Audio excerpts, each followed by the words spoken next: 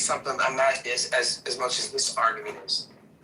Yeah, but I only use it because, like, when the enemies of the faith want to build a scholarship, all hands are off now. You know what I'm saying?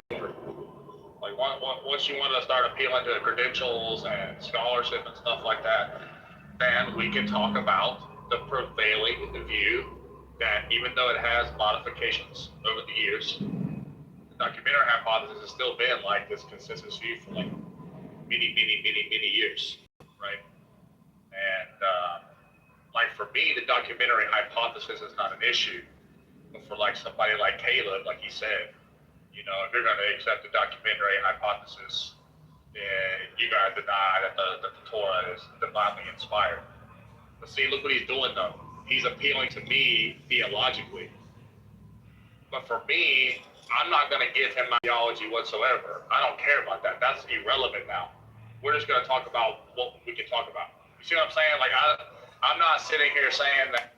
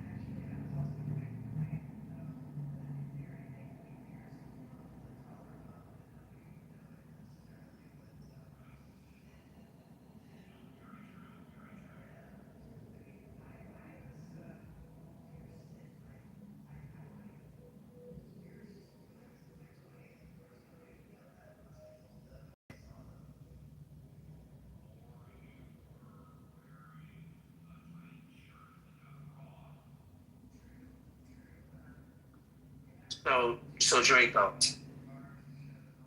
I'm shocked that you never read this book.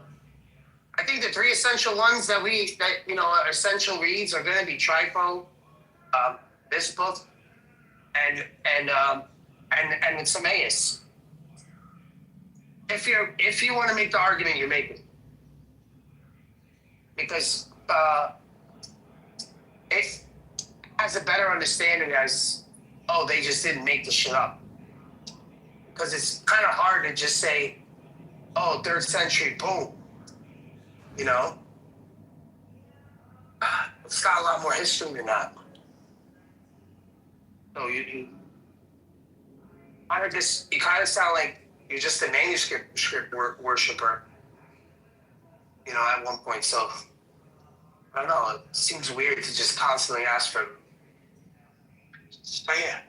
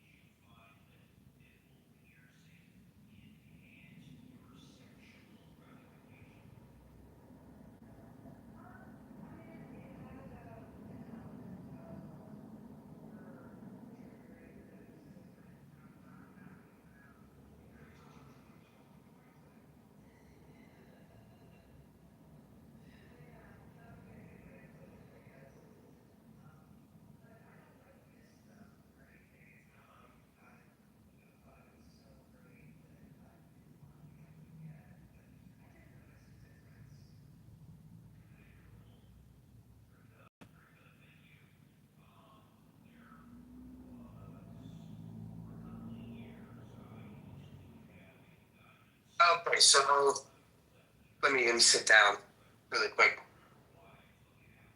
Are you there, Draco? You there? No. Yeah. So here's what I would do. So I came across the documentary hypothesis about 6 years ago, right? And it made me very uncomfortable at first because I had the same view you did about the Torah. Right? But now that I've No, you don't know my view on the Torah yet. well, I'm just saying, like I thought like the New Testament needed the Torah, right? And then when I heard the documentary hypothesis, I knew that we don't have anything going back to push Moses. that way. Yeah. We don't going back to Moses. But for me, because it's useful to me, right? However, I don't think the documentary hypothesis is a problem. The documentary hypothesis, as far as I'm concerned, it proves that you have at least 4 traditions where these stories come from, right? And for me, that's pretty good evidence. Like you're seeing 4 different traditions that have been compiled later, but the scholars say that these 4 different traditions are independent. But they all share these similarities on these stories. It's that hypothesis implies that there is a more fundamental tradition. Now, whether that goes back to a text or it's purely tradition, that's, you got to be agnostic there. We don't have enough evidence to say either or. Can it be assumed that there was a text? Sure. That could be a hypothesis. Could it be possible that what we have in the priestly, the Yahwist, and the Deuteronomist source, is it possible that all those traditions come through oral? That's also possible. There might not have been a text. It might have been oral, and that's how we got it from these 4 sources. That's possible as well. The only reason I use the documentary hypothesis is because the one conclusion that I came out of this whole thing is, particularly when speaking with Jews, like if the Jew wants to have a theological conversation, then perfect. We don't have to bring up these manuscripts, right? Never. But the problem is, and you know as well as I do, right? You talk to Sicario, for example.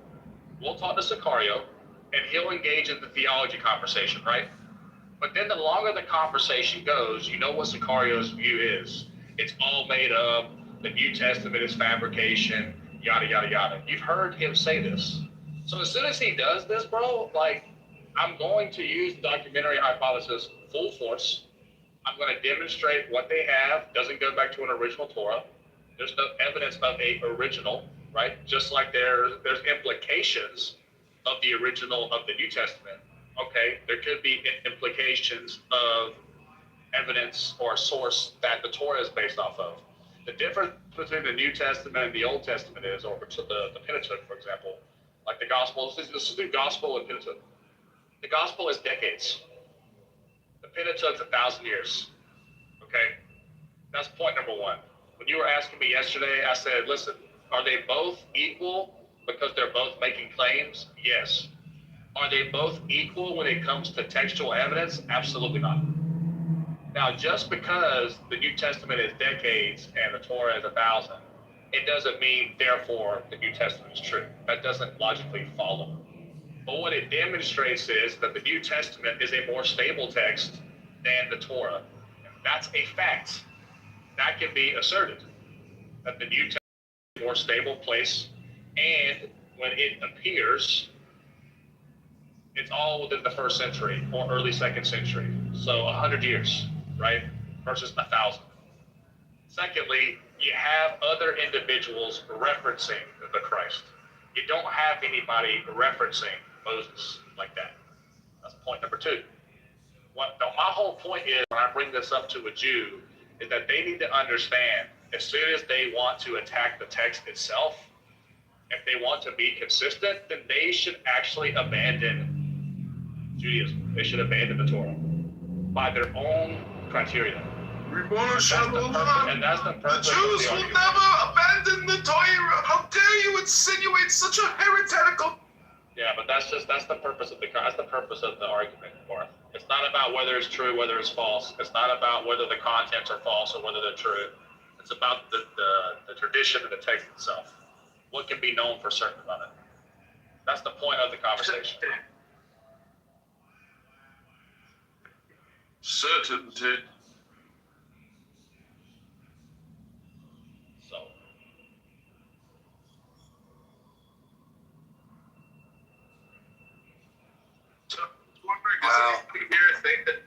great. Fanatic and heretic are closely related.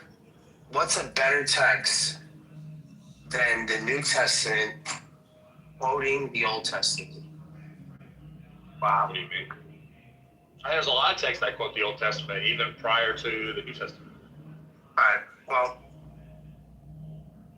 before you even challenge a Jew on your very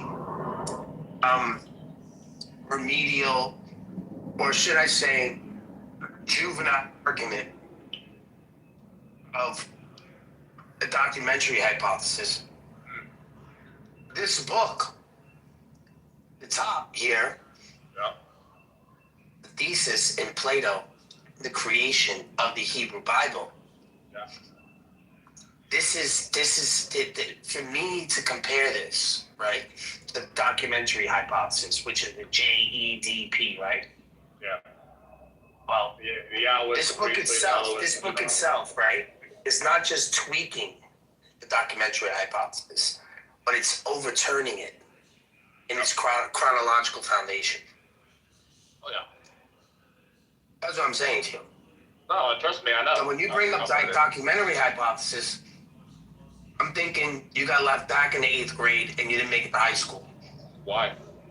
Because this book is high school and on. No, what It's I'm obvious saying is, that it's obvious that you didn't you got to get to the next level, and you're stuck in the 8th grade.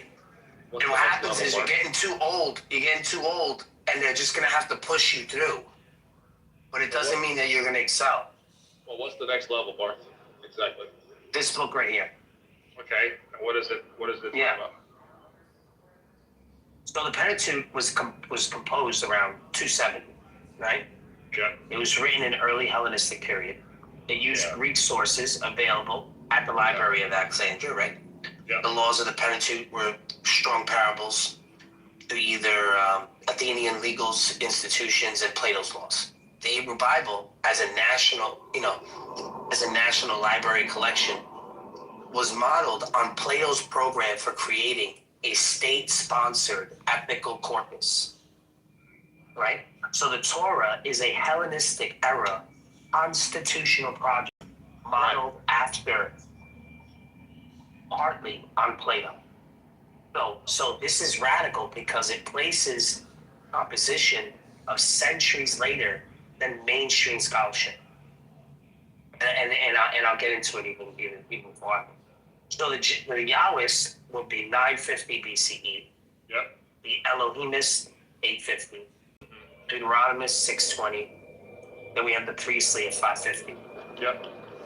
Okay. So the Torah and a final redaction. Remember what I told you yesterday? Then we have a final redaction in the Persian period. Yeah. So Remember what I told you yesterday, Megatron? Remember when you were asking me, you kept talking the 5th century? And I said, like, the farthest you can probably go back to 8th, 9th century. Remember I said that? But that's what you're appealing to now, because I know this. At best, it's 8th, 9th century. This is far yeah, I got to steel man you first. I am giving my presentation. Yeah, right. To make you understand that I know what you're talking about. Okay. And I know this argument very well. Okay. Well, like I said, this is 8th grade level shit. So the Torah gradually developed, right? Its legal traditions evolved eternally within Israel, though it reflects on the ancient Near East context. Greek influence is minimal or late.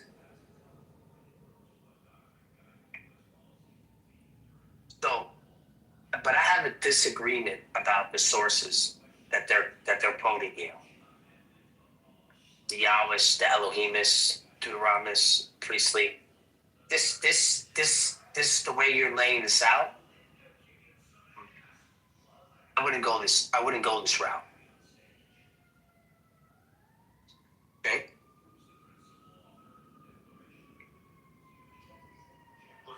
Okay, why though?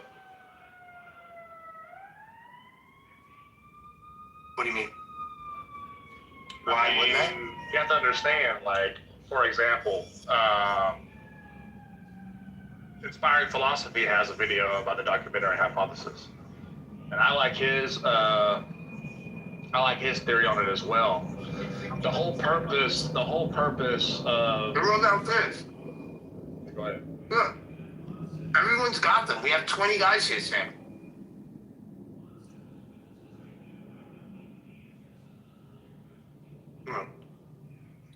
All right. So, this is the reason why this book argues against it. Documentary about this. No, there's plenty of scholars who do argue against it, right? And I know this. But when the point is, right, is that our opponents, they love consensus, right? And as of right now, this is the consensus. So because they hold to this, it is. No, it's not. No, it's not. It is. No, it's not. It's not. It is. No. It really is, though, Barth. Can't be. The foundation of the documentary hypothesis, it is, though. Now, is it being revised? Yes, but it fundamentally is the consensus. Never will be. I mean, that's what you say. Okay. You could say it's used as maybe an abbreviation of some sort. I don't know. More like a foundation. You can't substantiate any of those claims. Who's a Yahwist? Correct. So I would take a strong argument. Because Your foundation already fell apart. The Jews can't do it, even if you're not a documentary hypothesis, right? The Jews can't do it either. They can't. I don't care what they like. I don't care. I don't care about them. No, but what I'm saying is it can't be substantiated either way. No matter what the hypothesis is, there's About always the questions. Jews, come on now. This ain't about the Jews. No, what I'm telling you is no matter what alternative there is, each alternative is on equal footing. There is no hard case for the validity, validation, and preservation of the Torah. There's always going to be pushback no matter what hypothesis is brought. That's just the reality of the situation. Yeah, so The situation is you're on a conference call app, and you guys might be here the whole day. no. He's trying to drive him right now. Fucker. You think I'm doing other shit. I'm not like you jerking off in my fucking living room. Okay? Just listening to people talk. Like, just because you do it doesn't mean. Are you on doesn't- this Just yet? listen. Just because you do it doesn't mean that you have to project every time you're online because you wasted your day listening to fucking John Lee and fucking Jane. Okay? I don't understand. So why the fuck are you getting mad at me? I'm when not you're the getting fucking mad. robot? I'm just Well, teasing a little bit, you Yeah, know? well, I'm taking my daughter to college. You You're gotta fucking get in recording the college? conversation. And you're recording the conversation, so who's the Jesus. fucking loser? Seriously. All right, I'm the fucking loser. Yeah, and you're not even at my, did you see my rank? See my rank, you piece of shit? 0.1%. Okay? Top dog. You don't even have that, and you're on here more than me.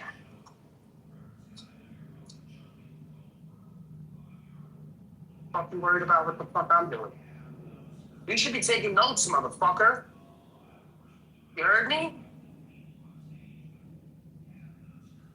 Fucking come in here and tell me, oh, what are you doing today? You might be talking about this all day. What the fuck is it to you? What the fuck are you doing today? The book. What did you do today? You want to What hear did a you page from what's called a No, book? I'm not. Fuck your book. No? No. Hello? Hello? Yeah. Fuck your book. Well, you're my favorite. You know, I'm dedicating an actual, recording room to what you're doing today, so I hope you appreciate it. And So thanks I for can't letting me talk record. shit online. I can't talk shit online because you think I should be doing something better. But yet No. the shit you're doing You got is it not wrong. better than what the fuck I'm doing right now. Keep doing it is what I'm saying. I'm not saying don't do it. I'll do what the fuck I want. I know. I've been talking on these apps way longer, way before this app was something. We were talking about Jews on fucking PlayStation 2 or Stereo. 3 a long time ago. Oh, you're a Absolutely professional. nothing new under the sun. That's right. Everything that is has already been. So there's really no debate. We were doing this shit on Discord. Way before you bought your first cell phone. Are you out of your fucking mind? You're gonna give me advice? Ooh, Daniel's here. You're barking up the wrong fucking tree, guy. The whole crew is coming. Assemble the army! You know what I think happened with you? What? You've been away for a while. They didn't tell you. How They long? didn't tell you. I don't know. Long enough, but I don't shine shoes anymore. Well, Maybe they didn't tell you up there. Get your Maybe they didn't tell you up there. shine box. Okay? Get your fucking shine. Don't worry. Don't worry. Drinks are in the house. Hang out. I'll be back. And drop my girl off at home. Piece of shit. Want to embarrass me in front of my girl? Your wife or your kid? Anybody. Oh, Saxon, I see. Okay? I don't shine shoes anymore, buddy. I don't shine fucking shoes anymore, Jimmy. Right? They didn't Get tell your you. fucking shine box. Yeah. Get your fucking shine box.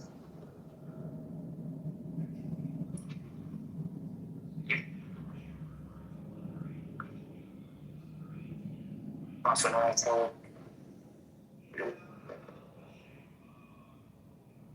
Yeah.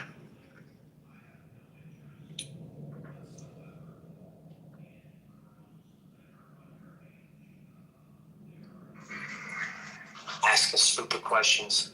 You know, What are you doing? so What far, are you doing? you got so far with McZed the other day, I felt like I had heard as far as the conversation, it couldn't go any further, or we reached the limits of conversation. And it was interesting. I mean, you guys got to the Archon, and essentially, McZed, in my opinion, always has this type of supremacy or superior knowledge, and in the way that he communicates, to me, it's not accepting of your status as Megatron. And the fact that you go by the name Megatron, people come here and they want to open up to you, and they view the Megatron.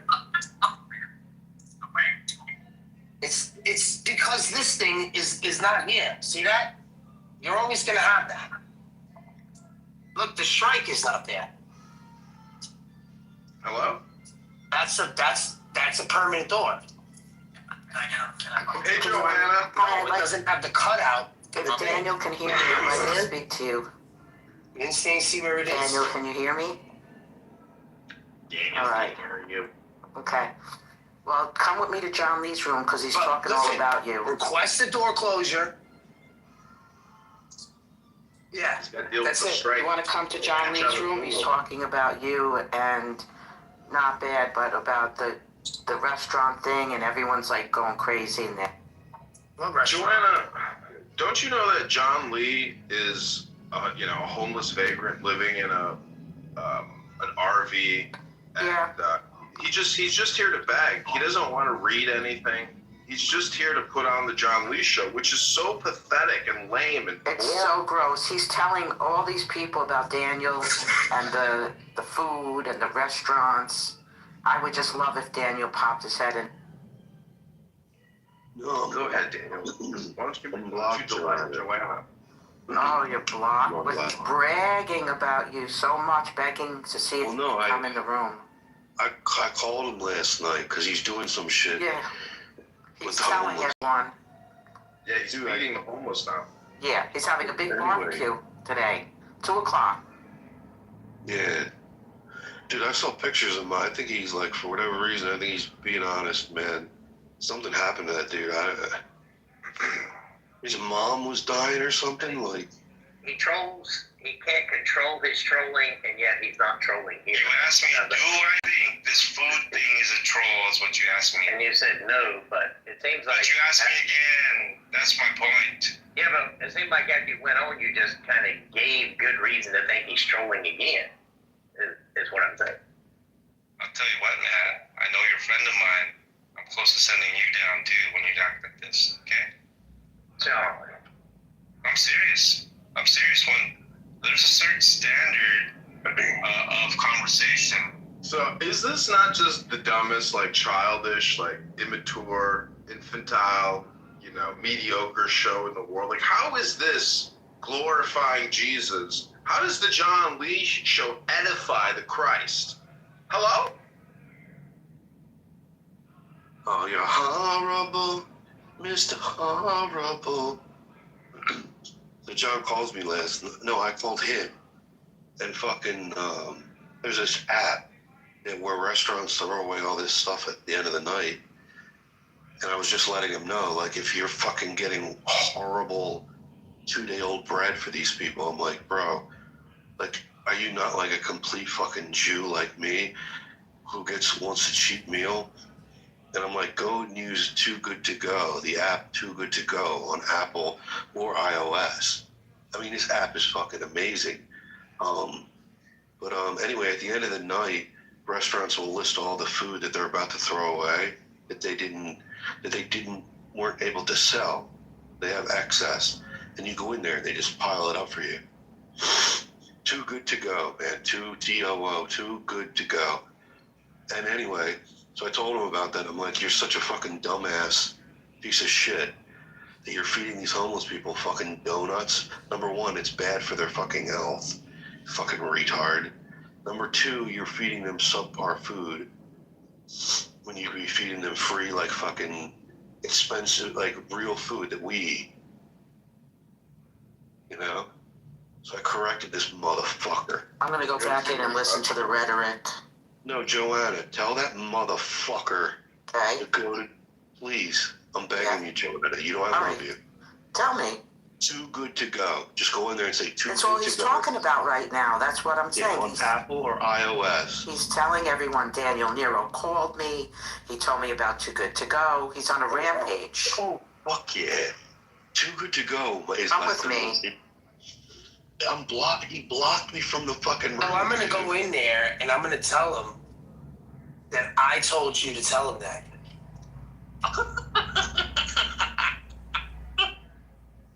Dude, go in Because there. I don't know your number. Because I don't know your number. I don't know his number. Yo, Barth. Yeah. He told me we were talking about you last night. Yeah. He goes, Johnny Haas fucking, you said that you wanted to rape Johnny Haas's wife. I didn't say that. They can't. They have nothing on that. They just making shit up. They just want to make it so that I never. Johnny don't want you in there. Yeah, that's his problem. Yo, Universe, pipe some of that fucking. Yeah. I'm gonna go in there right now. Let me go in. Dude, hold on. Yo, dude, pipe that in, please, Hooch. There you go. Everybody has a session for me. Bro, you're so clutch, man. I try to take it like the best way that I can, but sometimes I don't. And a lot of the tone that I get here, I love the John Lee show. It's pretty funny. It's funny because, like, he's pathetic, first off. Are we losing him? Yeah, John, you're breaking in pretty bad right now, John. It's the new headset. Because I'm deep.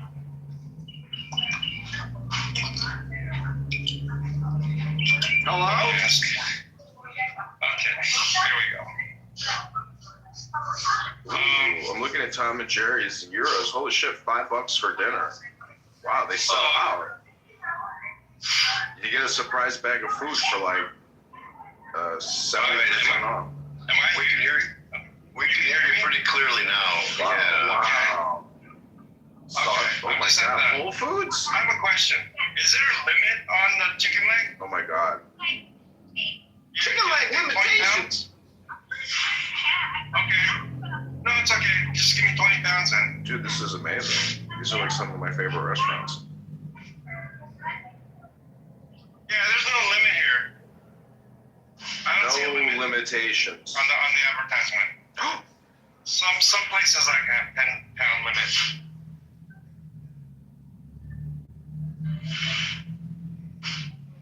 Oh my god, Yeah, it's okay. I they just got want a 20 donut 20 shop. pounds. Oh yeah? Yeah, just give me a bag. Build a relationship with them. How much is a bag? 20 pounds? Oh, one bag is 20 pounds? Give me 2 bags. Perfect. Okay. Pretty good at it.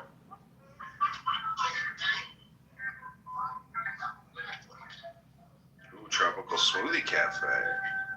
Fuck yeah. Bro, don't even think that you have to pay either. You just gotta tell them how good their food is and shit. You know what the fucking deal is.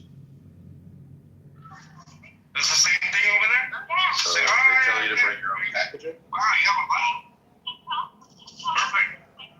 2 pounds? I mean, 2 bags? No, I just have somebody bought me a trucking headset.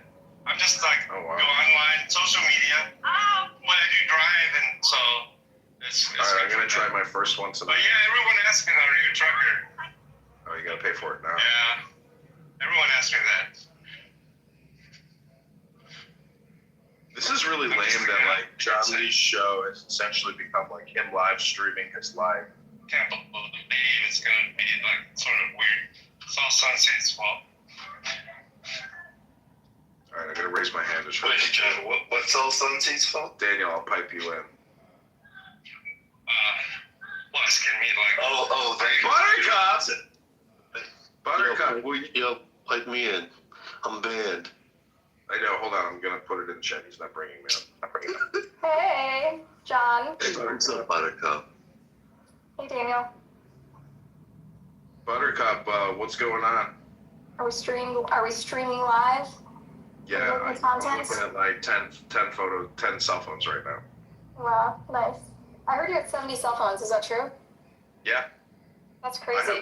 I have 4 recording studios live streaming 4 different clubhouse rooms across 30 different cell phones right now. How can you afford this whole operation? Cell phones are only $30 a piece. These burner phones are only $30 a piece. Yeah, but still 70 of them. Yeah, that's not that much money. It's thousands of dollars. John, can you help me? And I know you don't have supported your campaign and the bullshit that they said about the petitions. Let me pipe me through so that John Lee knows that He's not bringing me up, but I will help you get your reach known as soon as he looks at the chat. He will know your power. Sure. I'm banned from his room, but I want him to know that by reach, whenever I want. yeah, I think it'll feed 20 people, maybe even more. Yeah, but well. But you know, Buttercup, but I wanted to ask you, will you come to my house, Church of Buttercup, and will you do a one-on-one interview with me? And we're going to turn the chat off, and it's just going to be like an event. And I'm going to ask you, 100 questions or 50 questions, and it'll just be a Q&A. And, it can be personal if you want. Like, we can talk about your biography. We can talk about, your political opinions, etc. And we're going to, it's basically publicity for you, for the Buttercup movement. I don't think I'm looking for that kind of exposure, I'll be honest. Oh, you don't want to do it? It's just like it opens me up to a lot of like I don't know, offending the wrong people and putting too much, and you're gonna, if you probe too, I don't know, first of all, what are your positions on my positions? Do you think I'm a reasonable? I think you're intelligent and reasonable. I mean, but I just don't think that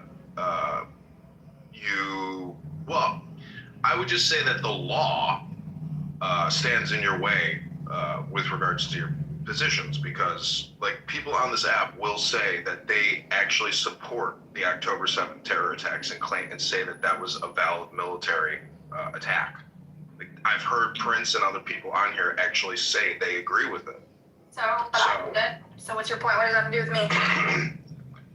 Well, it's a little bit like having to go to the dean's office in high school for a fight that you didn't start. You know, it's like who threw the first punch? And in my opinion, history starts October 7th. Like History starts on October 7th. Really? with this conflict, yeah. That's why I say it's a little bit like, you know, who threw the first punch? Like, so what I'm saying, for a lot of us, it's been going our whole lives. For most Jews in America who are plugged into their I know, but this is like, Israel and Palestine. I believe in trans time history. Like, I'm a trans timer, meaning that, like, you may believe, you might think that history goes back 300 years, or you might be living in, like, the year 1650. Because I asked a Muslim on here yesterday, I was like, what year is it? He's like, it's 1400. I asked a Jew on here yesterday, he said it's 5765. So I'm trying to figure out which time dimension that you're in. But Buttercup, the point. What we're debating, the time dimensions. I feel like you're doing some sort of like performance art where you're actually trying to like do kind of a Colbert Report kind of thing where you're satirizing the other side. Like, Yeah. Right? Yeah, I would say that's actually like probably. Like really, you're saying really time stopped at October 7 and started from 0, and you honestly are going to push this theory as explaining why everything is Hamas' That's fault. why Israel has no culpability at all. That's why violence is the worst, because like I believe in 100%. This is brilliant, Lord. You really had us all fooled. I believe in total 100% freedom of speech because in a safe space like this conference call, no one can actually punch somebody's nose. So it's a good testing ground for the First Amendment. But Buttercup, how many people are on this conference call? But be honest, besides who's in this room. I honestly can't see all the cell phones to see how many people are watching us. But my question to you is, like, if you were the king of Israel, the king, queen of Israel, you were the supreme leader, would you have pursued justice for those victims and the people kidnapped and abducted? Like, how would you have led the army against the enemy incursion? Because you have my opinion is you have so many descriptions that, like, you don't look at this from just like a very rudimentary, like, caveman type of thing. Like, the fucking enemy came in and snatched hundreds of our women. Should we form a war party and go get justice? Like, how pathetic are you that, like, would you just sit there and be like, let's just call them on the phone and see if we can get the hostages returned in for a deal on the land or something? Like, how much of a pushover are you if you were the leader? I love this leading question. Yeah. I'm the biggest pushover. Or just weak. You're admitting that you're weak and you wouldn't have the courage to go fight to the death to save your fellow comrades. Yeah, so I'm arguing that fighting to the death killed many hostages needlessly and dragged out a war that could have been finished a year earlier as the former leadership of the army and Israeli intelligence have said that thousands of Gazans and dozens of hostages would probably be alive today if Netanyahu had taken earlier deals instead of kicking the can down the thing, because the people had this bloodlust for revenge and they wanted to see Gaza flattened. But that wasn't necessary to achieve the goal, which is to neuter Hamas and rescue the hostages. And even after a 2-year war, which was needlessly extended, according to Yoav Gallant and numerous current and former Israeli military and intelligence officials, even after they dragged it out an extra year, they still failed to achieve either of their goals. They had to negotiate. They thought they could just, by force, get the hostages back and destroy Hamas, and they failed on both. Have you ever played chess and, like, had a reversal? And they killed dozens of hostages. They killed dozens of our sons and daughters, Lord, because of their foolishness and their bloodlust and their need for revenge. Who, the Israelis or the Palestinians? The Israelis. You're saying the Israelis killed Palestinians? Israelis killed Israeli hostages when they bombed Gaza thwarting deals that could have rescued them. You really I think that they were better off in that situation than. You don't know the intel. No, I do know the intel. I do know that. No, you don't. No, you don't. You're not supposed to know. I don't understand how you think you know. The IDF released a report on hostages, on Yeah, how the that hostages sounds- died. They yeah. gave it to the families. Yeah, It's very they tell public. you the end result. They don't tell you what's going on and why they did it. They did tell us. The Yoav No, they Gallant. didn't. Do you know who the defense minister Yoav Gallant is, Megatron? Have you familiar with this name? I don't care about your conspiracy theories. It's not a conspiracy. Yoav Gallant is the defense minister who led the operations in Gaza. He publicly, in interviews over and over again, has stated Well, that he the made the work call. that He made the he call. didn't make. What No, calls are you making? Netanyahu overrode his call for political gains. Oh, Megatron, you don't know anything. It's so cute. And so then whoever made the call, they're making calls. You're Netanyahu not. made a political You're call. home. You're home. I'm complaining about it. I'm complaining that You're Yoav not Gallant. making any calls. I'm You're not doing anything. You're not even risking your life. You're sitting home, supporting- comfortable. No, you're not supporting anything but anarchy. All right, Megatron. Listen, Yoav Gallant is a Hey, hero. Megatron. Why are you being rude to me? If you no, because you're honestly you're a provocateur. You're part of the problem. Oh my God, I don't. You're part of the problem. Well, then that's fine. Then don't talk to me. I don't even like to talk about politics. But you want to come in here and do this bullshit? Fuck out of here. I kind of invited her to do it. You were gone. What's like here? You know, I'm looking at a She's book. doing more harm than good. She talks about this shit every day. Well, yeah. I You mean, should be worried about getting fucking railed and pregnant. That's what she should be worried about. that sounds nice. For the life of me, I don't understand it. And Draco, with this stupid, what is it called? Documentary hypothesis. The fucking idiot. Let me see if I can get John Lee on the line here for Daniel so he can understand Daniel's reach. So fucking annoying. And documentary, but you know what he said last night? I said, Alex, you want historical records of Moses? I said, that's fine. Give me the historical.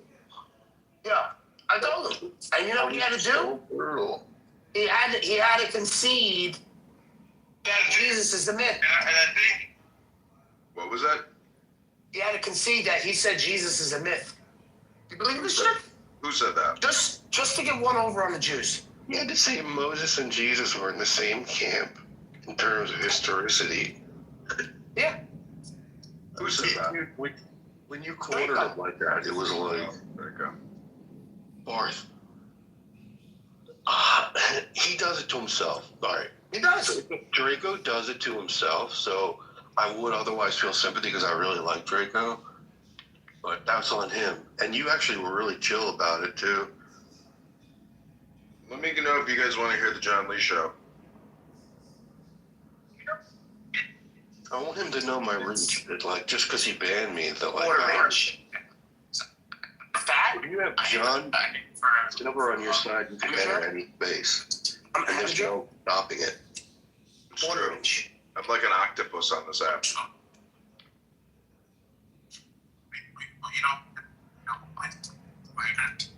The bottom? John Lee's gotten smart. Oh my God, he brought me up. Here we go. Here we go, Daniel. Megatron, can you mute up? for the weekend. But the thing is, I know these onions. Like you cut them in half, and like there's certain peels. Okay, Daniel, here you go. This color. Unmute. Yeah. Go ahead. Hey, John. Hi. Hey, John. Hey, fat boy. Let me tell you one thing about my reach on this app. This is Daniel, by the way. If you think for a second that you can just stop me at any given moment, He kicked me to the good. It's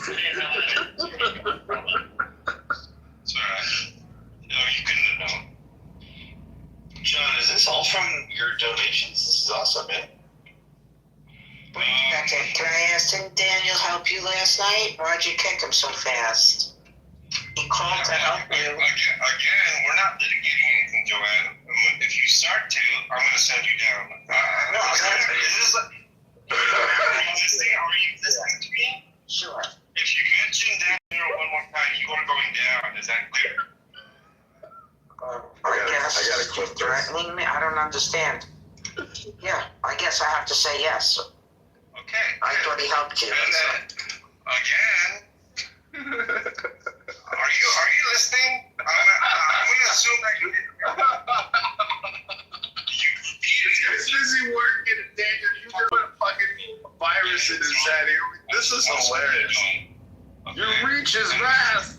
I'm asking people to act in a certain way, and I'm accepting of your initial comment. I'm also accepting of the comment of JJ that I'm acting like a jackass, quote unquote. But what I told him was that's fine, but if he starts repeating it, that's going to be a problem. It's gonna be a So problem. anyway, back to my question, John. So is this all from the donations? Which I just, Yes, sir. wow, that's freaking awesome, dude.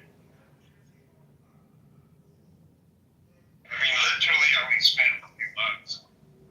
I did want to ask, earlier you said that you weren't okay accepting the assistance and that's why you did the affidavit and got off of all of it and blah, blah, blah. But it seems like you are, yes, but you are okay accepting the benefits as long as they come through someone else. And I was curious how you were rationalizing that. Well, the government is not going like, I support what you're doing. I wish I had more accounts to try to bring you up, Daniel. Unfortunately, I don't have any more accounts in this office because, as you can see, the universe down there is live streaming this room onto multiple YouTube accounts. So, unfortunately, I won't be able to be brought back up. But Jane is really annoying and so critical. Like, what is the point of somebody coming on Clubhouse to just like attack John Lee? That's the one thing I can't really understand. It's like, Dude, she's a weirdo. yeah, she's an intense person. She's very critical. Yeah. She used to sit in the audience and like listen to this. First of all, Well, you should defend that psychopath, by the way. JJ, Sorry. that goes for you as well as anyone else, okay? Well, There's not an Andrew room that talks about things like this for 4 hours. well, that upset me too. Daniel, this guy JJ doesn't like you, huh? Thank you for sharing your emotions. I felt like it needed to be said to Joanna. Thank you for sharing your emotions, John. As far as like, you can still Oh talk man, to Joanna. Daniel, she's caused major problems. You understand that, right? I But like this, like Joanna, I understand where you're coming from, and I understand why you said that. don't understand where she's coming from. That's why I didn't I'm just mention saying, her I just name. gave an example, dude, okay, of how you can communicate still within what's being requested on stage. Okay? I know you're a smart guy. Sounds like a semantic game, John. Okay. You want to start repeating that 3 or 4 times? No, just the one. That's what it sounds like to you.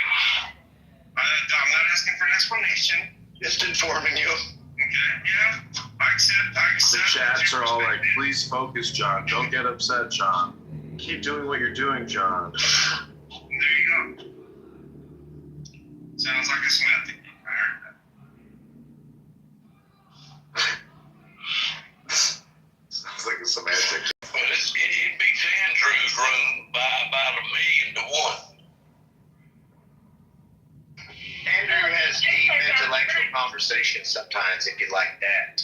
Now, When John's I asked doing a. how long, sorry, when I asked how long you were going to be streaming, you were breaking up in the grocery store, and I didn't hear what the answer was. My response was, That's a bullshit. I'm able to carry out my responsibilities and still communicate here. And if I'm totally busy to where I have to mute up or just listen, I can do that too. The title of this room is Saturday Continental Breakfast followed by a barbecue. This food drive, and you're feeding homeless people. Yeah. And less time you spend talking to people like JJ and Jane, the better. I did want to ask you a question though, Agamemnon. I want you to know I'm not anti-science at all. I'm not anti-medicine. However, it is my belief that this was a direction by the God I worship. And so that's just my position. You don't have to agree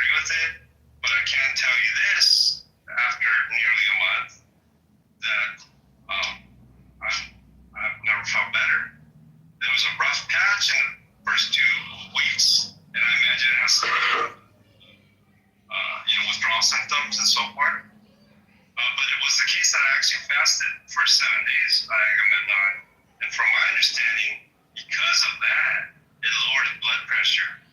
And unbeknownst to me, it seemed to help in weaning myself off the medication. So right now that I'm off the medication, it seems to me that I also saw a doctor, just to let you know, Agamemnon, and he told me that it's slightly elevated, but it's not dangerous. And this was earlier. But, I don't want to comment on that.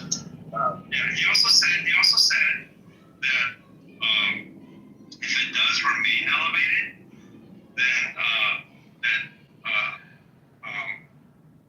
may have to go back to some of the medications at a reduced dosage or something like that. Listen, if you keep playing this fucking garbage, I'm gonna fucking block you, Lord. You hear me? I'm gonna kick you the fuck out of here.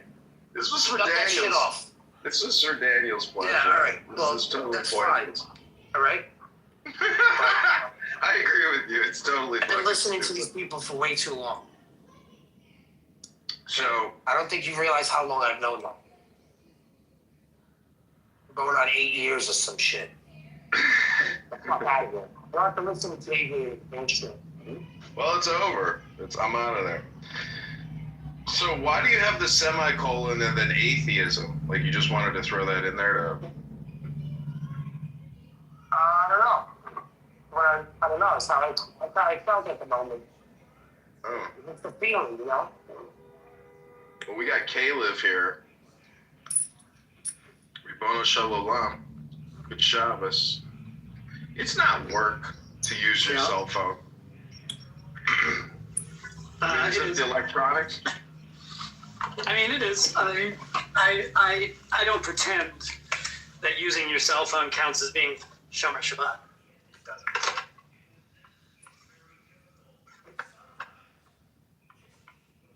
I mean, I've done Shabbos once with an Orthodox family in Beverly Hills, and he was like a retired music executive, and he married, and then they became Orthodox. He got married, and they're raising their children Orthodox, and it was a really nice, experience. I can't really remember all of it in detail, but very peaceful, Yep. super peaceful. Yep. But no electronics. Their life didn't revolve around cell phones. It was much more, like they were very aware of their lives in their house,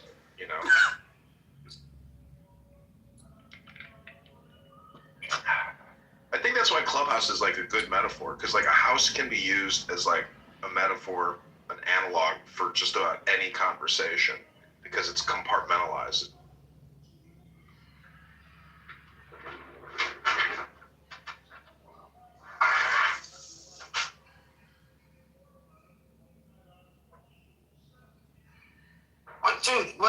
What do you know about Jewish people? Like, what do you really know?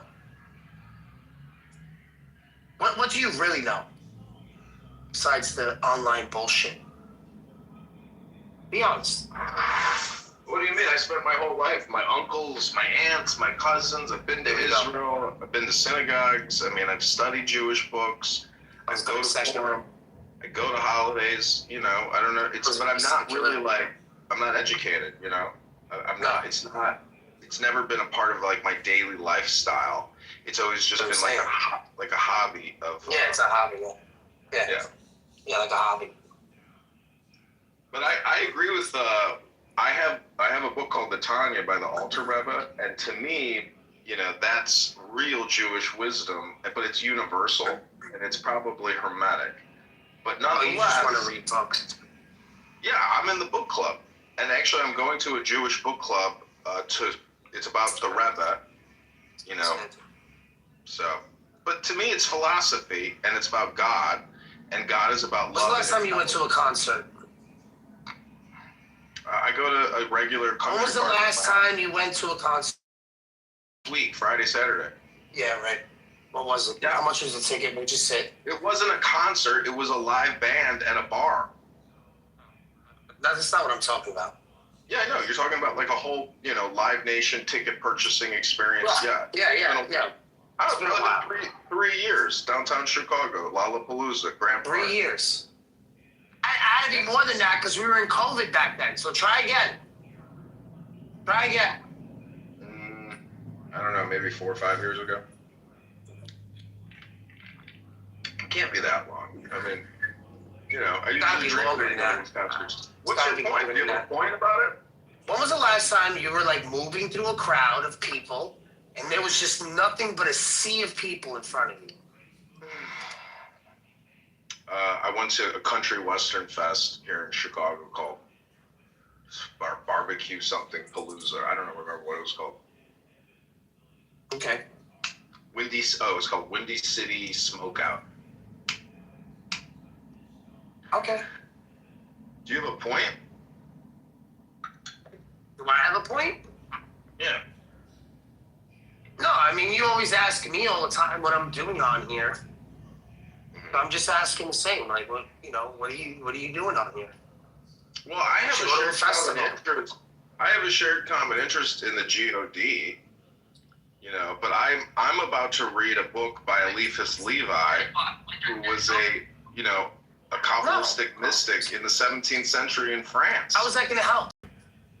I'm creating YouTube videos and I'm using it as my script. I'm reading it into YouTube and creating clips.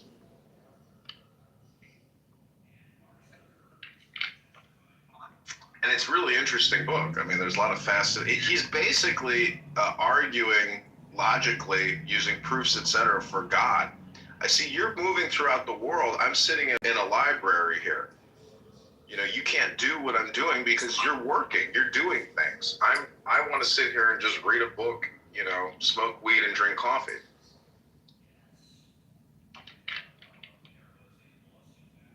Hello? I had a deadbolt, but they take all my shit all the time. I have stuff over here, but they're constantly taking shit over here. I try to keep, but these fucking animals that come here, they don't know how to take care of anything. You know? Hello? And then the moment they get here, you know what they're asking me? Oh, when are we going home? Why don't you just go home now? Why don't you just go home now? Yeah, if they're asked, oh, what time are we going home? What time are we going home? What? Seriously, you guys just got here. What do you mean what time we're going home? We're going home when we're done. Hello? No. Hold on, I got something here. I'm trying to get something for you. I'm trying to hook you up here. I'm trying to hook you up. Hold on. I got it. Yeah, you got to give me a second. Hello? I only pull shit out of my ass at home for my wife. Yeah, you saw that, right? You want some? You saw that? You saw the snacks? What do you want? Hello? I only got snacks in my bag, in my desk. Yeah.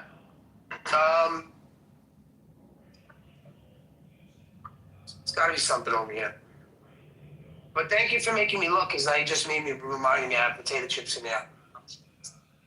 Hello? Look over here. Is that chip, yeah?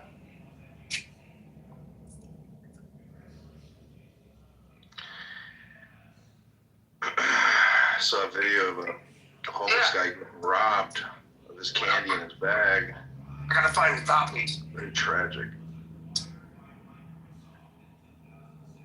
Got a small one like that. I got a small one. See this?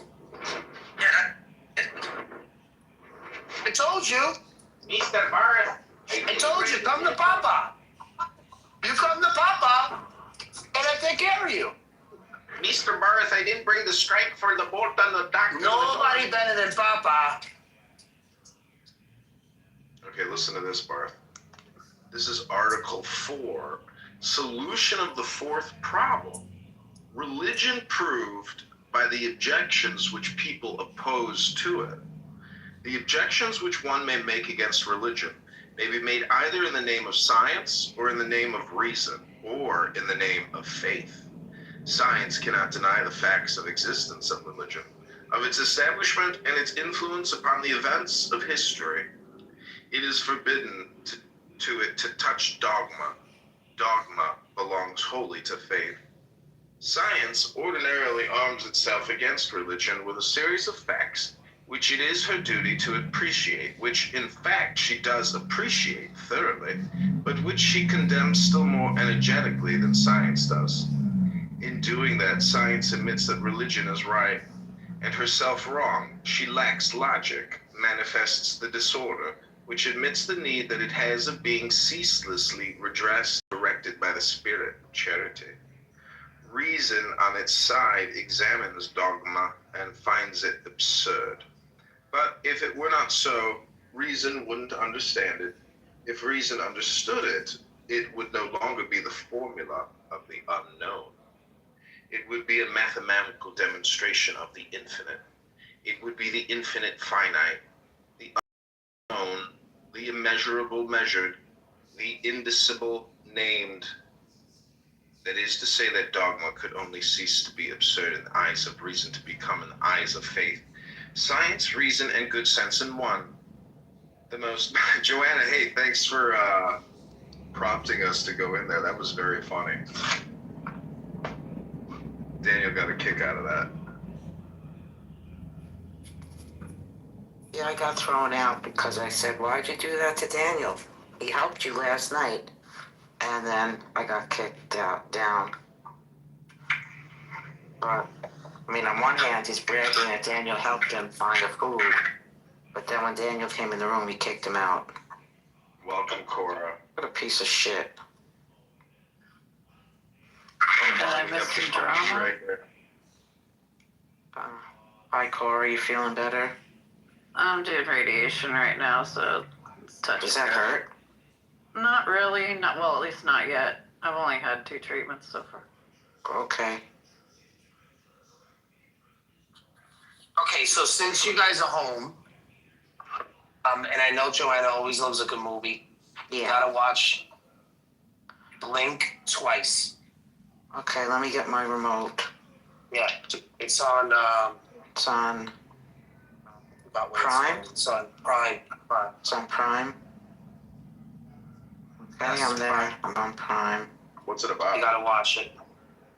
I'm not telling you. Should I call my boyfriend in or let him stay in the back room? Let him stay back there. Wow, Joanna, you don't want to share Blink Twice with the BF? Why not? Let me see.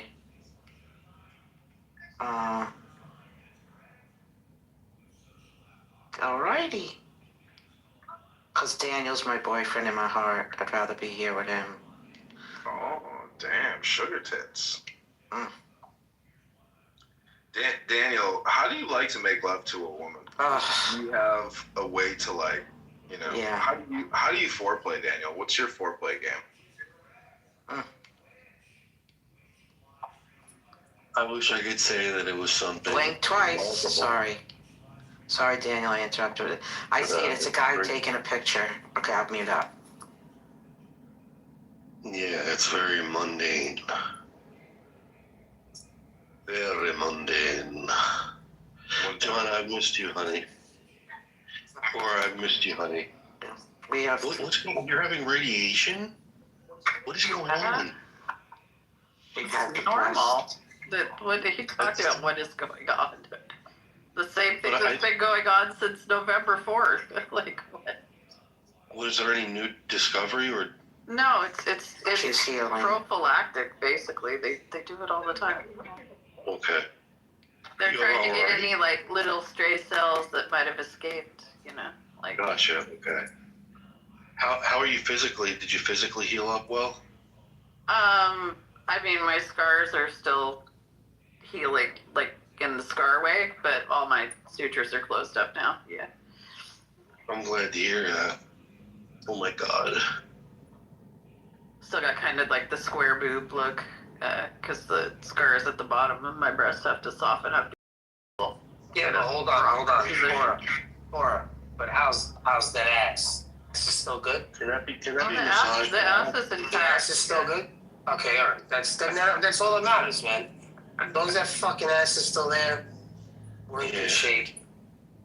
Or can that breast be Don't try to sit down too much. Move around a little bit because Gentlemen, she's going through radiation treatment. This isn't Kentucky Fried Chicken. You're not at the cash register. All I can think about is I think we should palpate that. having my way with a sedated. We'll get a nice round dome. We'll have to work it slowly. Is that okay? Yeah. Or Medicated Cora. so we're completely. Won't hurt it. It won't hurt at all. Yeah, I'm not medicated Just sit right still. now, but Sit still. Sit still. Don't move. Wild, dude. Don't move. Stop moving around so much.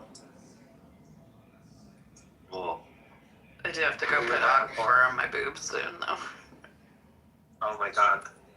are you able to at least, visually? Are you able to create like a pretty decent cleavage though in clothes, or is it just nude breast? They look fine, yeah. Like in clothes or nude? I don't have to wear a bra anymore, just put it that way. Ooh, Oh my God. Wow. I feel like your breasts are like virgin now. Wow. You have like these virgin breasts, and I know that your old man probably ain't, Yeah, no It one's isn't blown a load. marital No one's bargain. blown a load on them yet. yeah, they're fresh and She's so fresh. She's so fresh. Exciting. She's so I don't know, exciting to me. I'm girl. trying to do the calculation. I mean, there's still, it's like still all the material in them is like 52 years old. Like, it's not like. Oh, we'll determine that. We'll determine that. Well, you Rearrange. Yeah. You ever we'll have a determine scar? You ever have a scar that like disappears? You know, like the average. You can Google this, but the amount of time that it takes the human body to like fully regenerate itself by molting. That's why we have dust all over it. We're like snakes molting. Yeah, I think my scars will fade pretty well because I had like I had a mole removed from my breast where they did like a punch and then stitch it up, and it took about a decade, but the scar completely faded away. You could never see it. Yeah.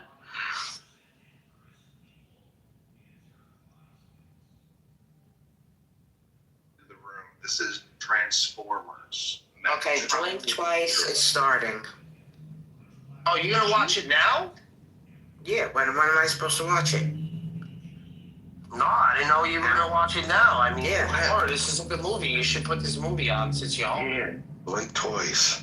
Blink I'll do twice. it later Here it today. is. I haven't had any coffee yet, so I'm kind of low attention. It's like only Make sure you keep that ass nice and 9:45 perky. here. Make sure you I'm keep that trying, ass but nice and I've been perky, stuck right? in bed for like frickin' 2 months. Like, they haven't cleared me to go back to the pool yet. That's what I'm waiting for. Some things never change, and one of them is Cora's personality. She's going to be Cora if Cora is not Cora, or if the Earth is, ablaze. Cora will be Cora, and we love you for that, Cora. Cora. The name Cora is actually from Planet of the Apes. It's one of my favorite names. I mean, it's used in Planet of the Apes, but no, it's from the Greek for girl or maiden.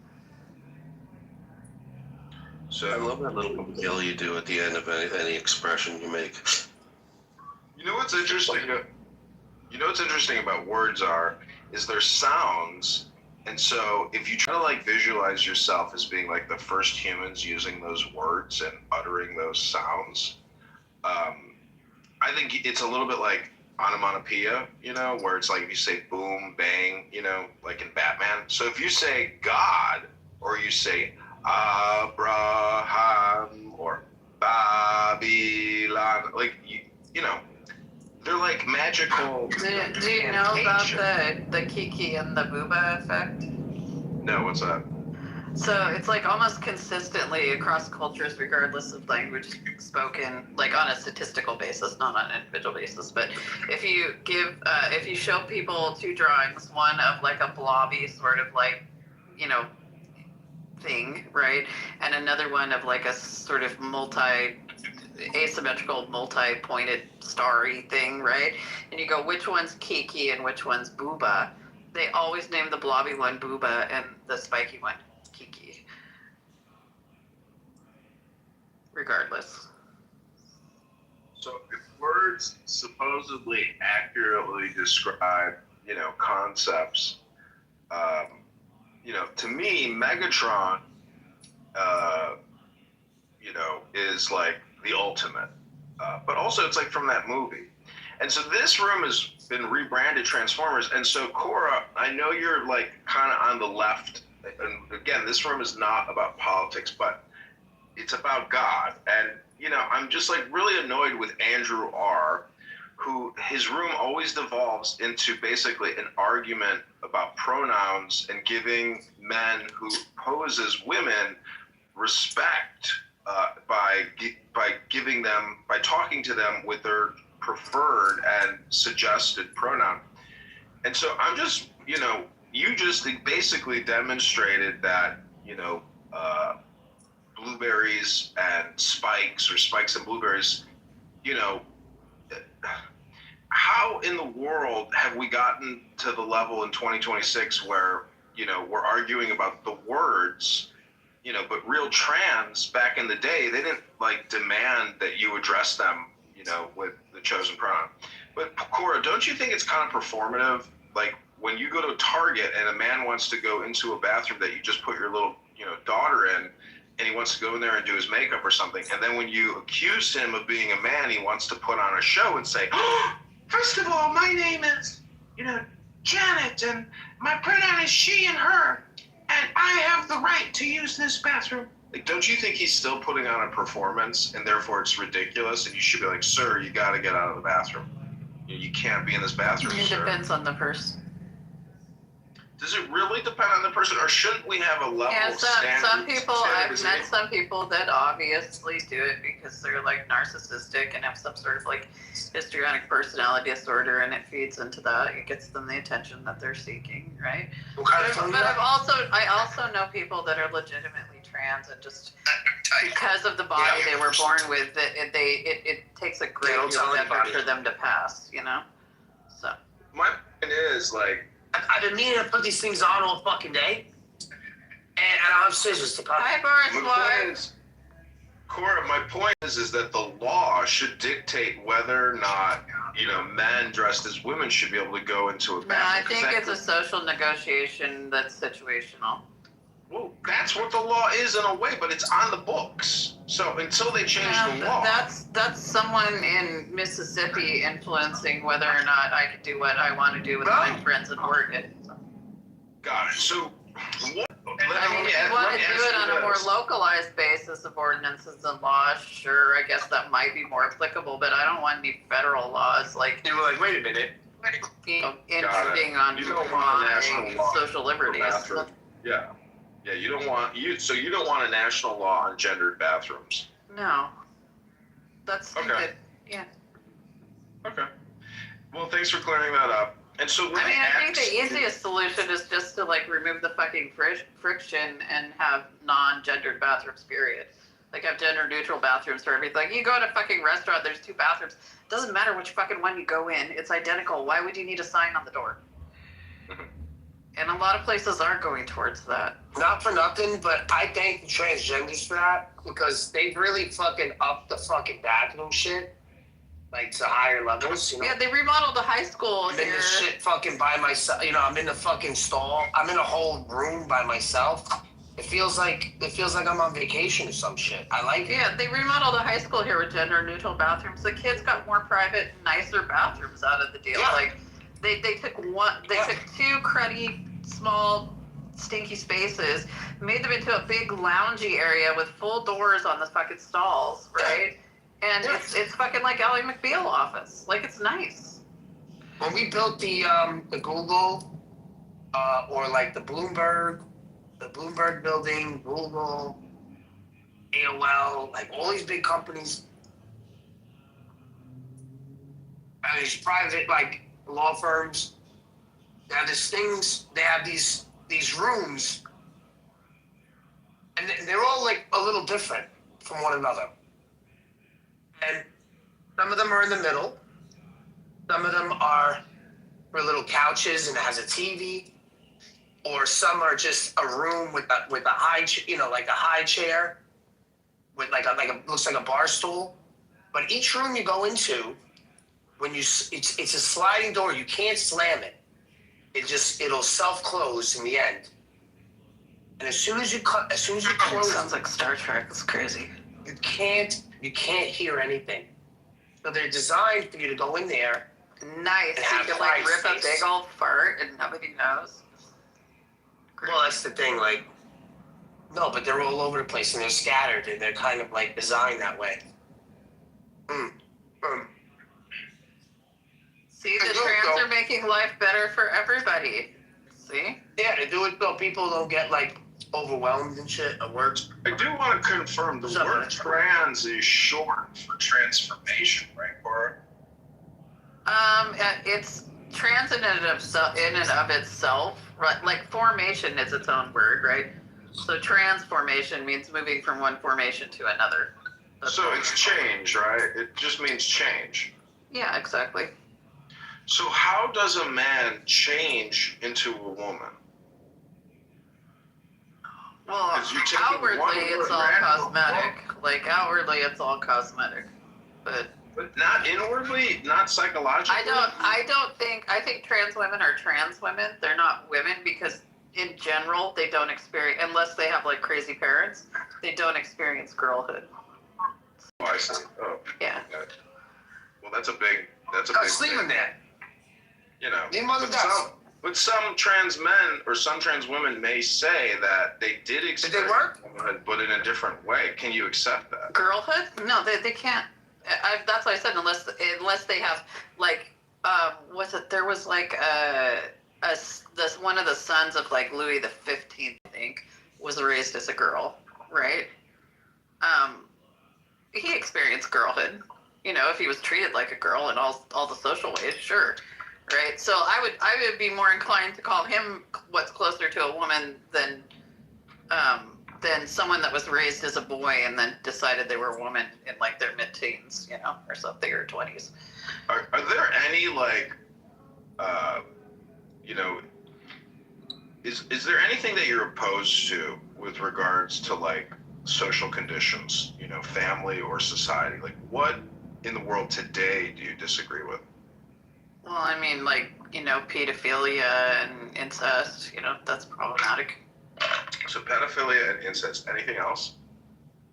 I mean, general abuse, authoritarianism, treating children like property, treating women like property. I'm opposed to that. Okay, so pedophilia. Oh, so wait, hold on. This is good. I didn't think this was going to be good, but this is good. So Carla, so when is it appropriate for us to, I mean, not Carla, Who the hell Cora, is Carla? when is it, I don't know, I'm jealous when is it now. appropriate for us to do incest? When is it appropriate? I don't know if appropriate, because it's always going to be, there's No, it's not. well, You can't say that as an atheist. Hold on. There's always going to be some level of objective trauma there, morality? even if it's completely Oh, so are you positing some Hold sort on, of it's objective? Hold on. Okay, hold no, on. I love this. Hold on. Even if it's completely consensual, the outside pressures from society are gonna add some level of trauma, right? Like there's like people that didn't know they were related, right? Or you have that sort of thing where you have like familial sexual attraction, where people are separated at birth, they're not raised with their family, and they meet their family later, and they have this weird sexual attraction phenomenon. It's like When is it socially acceptable for us to?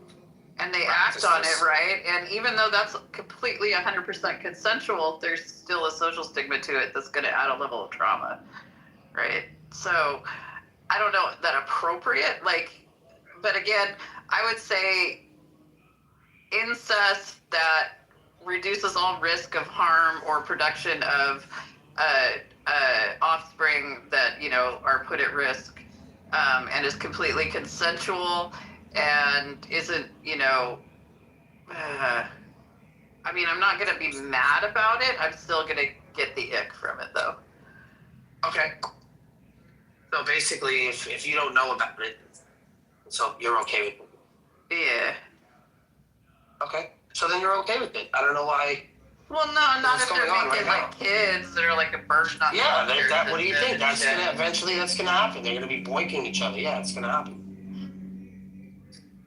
Then that does a social harm by, you know, creating, like, if you look at that family, like the fucking No, that was after years in of abuse. in The Germans, yes, I Southeast know. Kentucky, you know, that Yes, that was years. That was years. decades, generations, yeah. That was generational. Yeah, But we're not part of talking that about too generational. is like a level of like abuse and control and isolation, you know, involved in creating that situation where that happened over and over again. And it was like dumb abuse too. Like, Laura, when like is not it all okay? abuse is intentional, right? Some abuse When is it just okay? because people are dumb and don't know how to human very well, you know? Under the atheist worldview, when is it okay for us to do incest? Because When we have, no harm we is have the done. famous we have When the no harm famous is being done. Anthony Flew. Not Anthony Flew. We had this guy. What was his name again? Guy that debated Darth. What was his name again? Oh, I don't pay attention to that shit, so I wouldn't know. Anyway, he's a philosopher. He says it's not incest if you wear a condom. How do you feel about that? No. There's still the psychological factor to it. It's still incest. Like, no, that's not true. What do you mean? It's Come home drunk one night. Your brother's there. You know. You're saying that's wrong. Why would you go home to your brother when you could just pick some dude up in a bar, though? That's the thing. It's like, if you're just looking for like a hard cock, it's like, why go to your brother? Gross. But anyway, I'm not saying that you would. I'm just saying, What's the matter? when no harm is done, that's when yeah, okay, that's fine. That is fine. Right. When no harm is done. That's what I'm saying. So. But I'm saying it's like really hard because of the social norms and No one's around. No one's and gonna see it. Plus, you don't it's believe in still God. you're So conditioned from you're No one's gonna conditioned see from it. You're conditioned from the point of being a youth. no one's gonna right? judge you. To feel shame about it, right? Nobody's looking. And so even if you do it, even if everything's around, you're There's no still Sky gonna have Daddy that up there. internalized shame from it, and that's a No Sky psychological Daddy harm. is gonna tell you what to do. It's and a what not to do. psychological harm. You can do what you want. I want to see what It your just sister seems like looks. Your sister or your mom looks like. Why you're so fascinated with this part? They're actually kind of good looking. That's what I figured. Yeah. So you're just trying to assuage She your. looks like my wife, and she looks You're like trying to and assuage she resembles your my own wife. personal shame about, you know, being sexually I'm not attracted to shameful for your it. family members. Like, I'm not ashamed of it. I just want to know, according to you, when is it appropriate? like I just When said, is when it no okay? harm is done. What kind of society? Well, then that could be any time. Situationally, I mean, it would that have could to be be when you pretty. come, like that could be when you got home drunk and you. No, there's just still, happen to be like I there. said, there's the amount of internalized shame causes harm. Period. It causes psychological harm and trauma. How does it cause psychological harm? You're not making any case. You're just suggesting that. The more you argue for this You've never part, done the it. more I think you fucked your sister when you were drunk at some point. Oh my God. I think that's something. Is this what we're talking about right now? Yeah. Laura Mark said that started she has a it. problem with incest. She has a problem with incest. Yeah, because it's almost impossible to have it to do it without some sort of psychological trauma. Regardless No. of how nonchalant you act about it on the surface. What if you don't remember? Oh my God, I can't believe we're. Did it really happen if you don't remember? We're gonna criticize. That's what I'm telling you. That's what I'm saying to you. John Lee's room, and this is what we're doing, bro. I know. It's Yeah, I want to ask bizarre. her. She's the one who doesn't believe in objective morality, and she's a staunch atheist. So honestly, like, Just letting. No, more of a like a yeah, post-theist realist, but yeah. Yeah, that's what I mean. So I'm not like one of those like new atheist like argument philosophy bros. No. Cora, are you a pog? A pog, a fat ass white girl, yes. Oh my god. Really? Dude. I know what pog means. I get called pog all the time.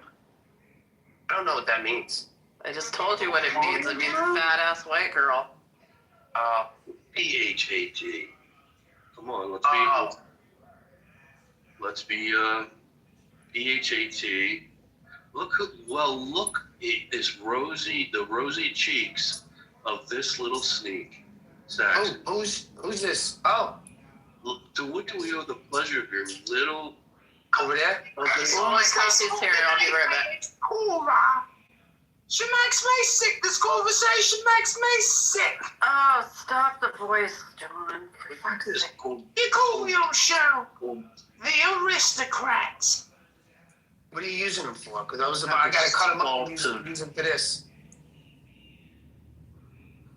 You talking like the aristocrats, like the fucking vaudeville joke, John? Comedy joke, the comedian's comedy joke. What are you calling your show? The aristocrats. Yeah.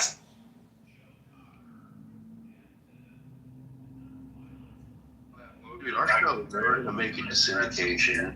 I think it's That's what I'm using. pretty well accepted in the comedy world that the most rich rendition of the aristocrats is done by Bob Saget. Just saying.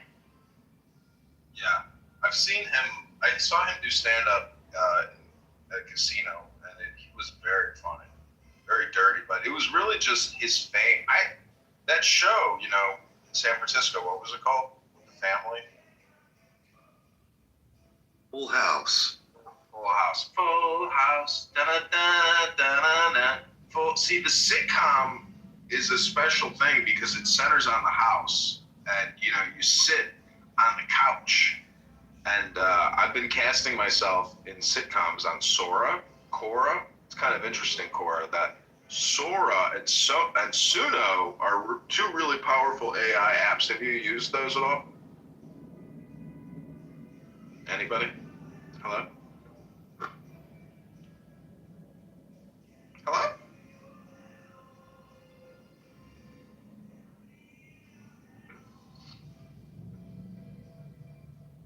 David. So Saxon, when is it appropriate for us to this incest? Is it ever appropriate? No, it's not. Why? Because it's not. What do you mean? Because it's not. You gotta. Because it's not. It's only since the first generation doesn't get messed up. So do you promote it then? What? Are you promoting it? No, I'm not promoting it, but like if Cora was my sister, or you and my sister, I'm not gonna lie, I'm gonna be like, well, we're on vacation. Dude, it sounds cringe already, man. Ow!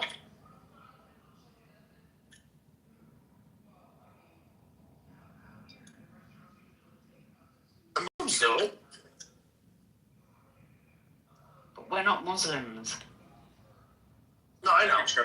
What do you mean Muslims do incest? Like, that's a generalized statement. It's not, do you have any evidence, and why is it so generalized?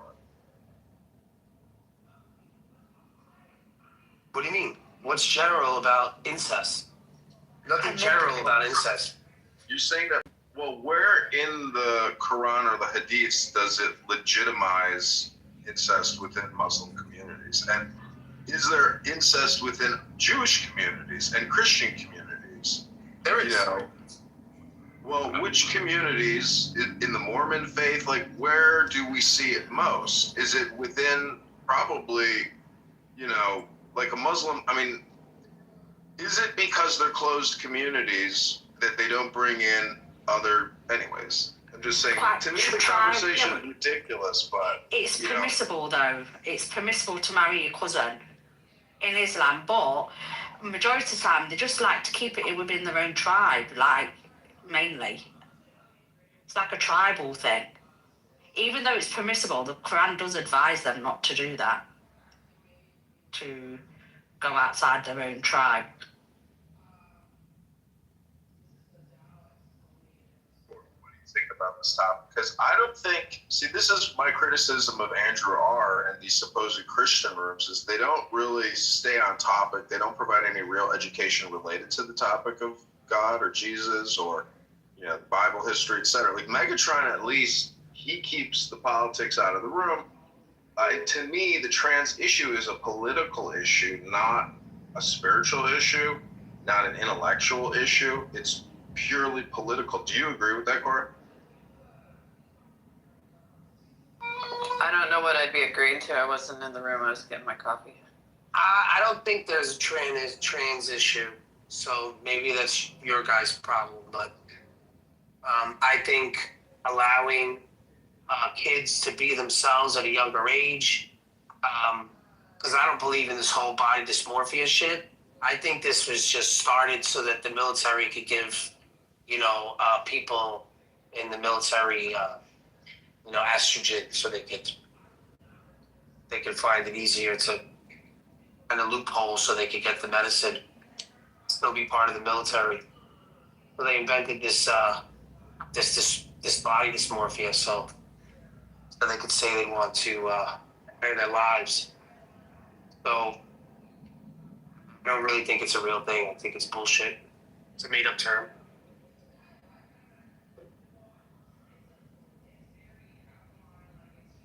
So what would be like the top 10 list of made-up terms? I mean, CRT, BLM, LGBTQ, DEI, trans. I mean, to me, these are all words used in political, you know, framing and discourse. So, you know, if you, like I've told John Lee on his show, you know, why don't you just read the Bible? I know you're walking around and roaming, but, you know, to me, you are a subject matter expert on Islam, you know, just like how other people are subject matter experts on other topics. Like Cora here seems to have subject matter expertise with regards to trans and to incest and, you know, to abuse and to rape and abortion. So Cora is, you know, all or nothing on certain topics. But Megatron, do you think... I worked in a women's center when I was in college, so yeah.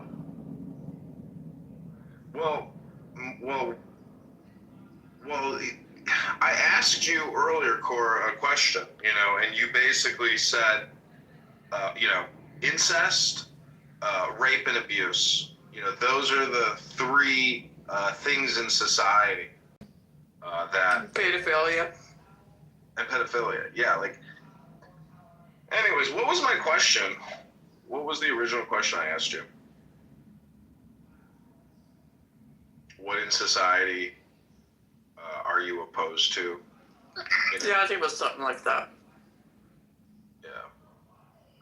So what in society are you not opposed to? Like, what in society today do you just relish in and love? I don't know. Like I said, things to me are situational. Sure, that's the same for everybody, right? Yeah, but I recognize that it's situational. Most people don't. You really think that most people, whether they accept it or not, can't, you know, exhibit and I think know when that they're talking about their morality, they don't acknowledge that it's situational. They talk in absolute. Didn't you just give us absolutes? Like 3 examples of absolutes? I mean, they're pretty absolute. Incest, 4. pedophilia, and abuse. Mm-hmm. Those are absolutes. And do you think there should be federal laws on those 4 absolutes? Well, they are, let me put it this way, they are situationally almost universally inappropriate. Therefore, that you could treat them like absolutes. You could treat them like absolutes, and they're situationally. extreme. And so therefore, there should be standards of legislation with regards to laws. Yeah, I'm fine with that, but I'm not going to talk about, like, a lot of the stuff that people try to legislate is situationally ambiguous 99% of the time. So What does just this allow have to people do with negotiate incest? in That was on the situational- incest conversation. Where does this go with incest here? What was that, Megatron? Where does this? I was talking about incest. What happened?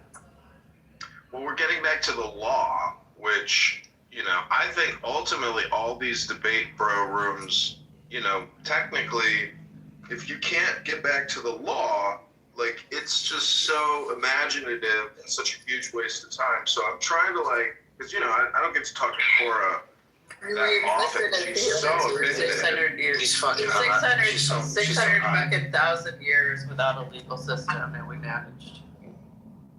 We didn't have a legal system for 600,000 years? We didn't have a legal system until, like, pretty much, like, you had tribes, or I would say even until you had, like, agricultural civilization. Did I take my boots? Well, there's natural law even in tribal functions. I'm gonna drive that, like, if somebody commits a crime Yeah, but within that's a a shoehorn tribe, fallacy. Yeah. That's a shoehorn fallacy, John. It's not an actual legal system, right? I know, but there's still a situational- herd. It's situational analysis by people that are respected, you know, as wise people. But it's No, I'm not like saying- a codified legal system. That's why it's a shoehorn fallacy, is we're trying to fit.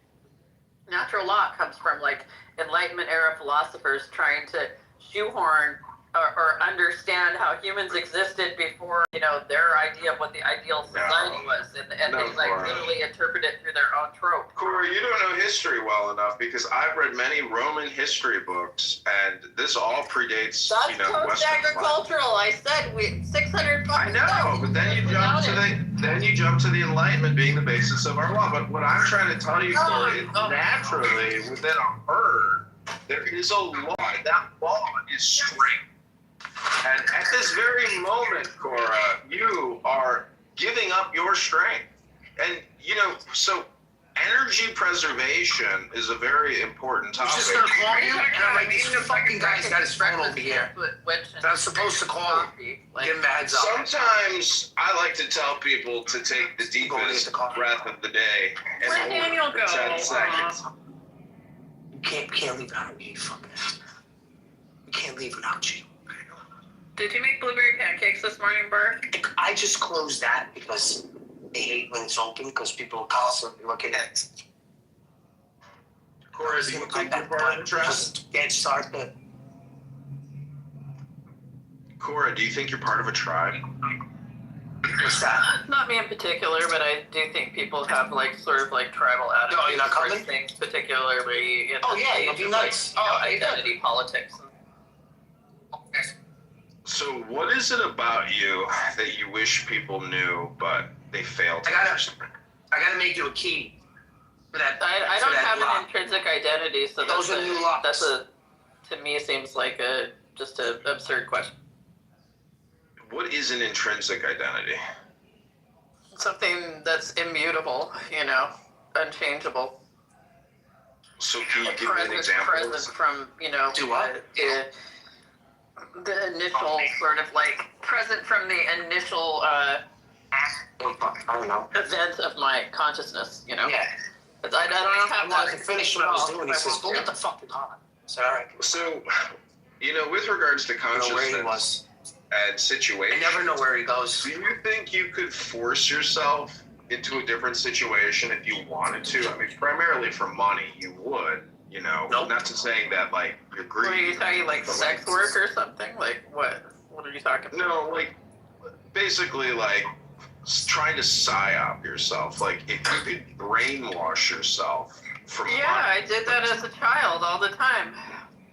For survival, I convinced Wow. myself that I was a good Christian because I had to survive. You know, like I behaved in that manner. I took on that role and identity. Right. I wholly embodied it in order to prevent being, you know, abused and maligned by my parents. So. But how did you do that, though? It's called masking. I'm autistic. I do it almost like reflexively. I'm an autistic female. But do you think, so you violated your own free will to do that, is what you're saying?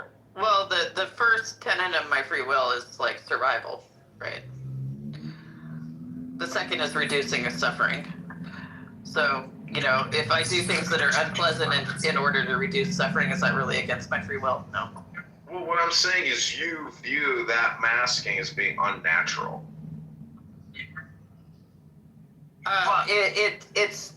It saps more vitality and energy out of me than just being myself. Yeah. So, but you did it in order to placate, so you wouldn't have to suffer abuse. Exactly. So, would you call that intelligence? Yeah, it's extremely intelligent. It's situational awareness. It's the ability to weigh cost benefit early. Is that like a chameleon type of trait, like a reptilian trait? Like I mean, I think the limbic system is definitely involved, but I don't know if I'd call it like wholly reptilian. What about the sympathetic nervous system? It's you're constantly like trying to balance the tension between your sympathetic and parasympathetic nervous system.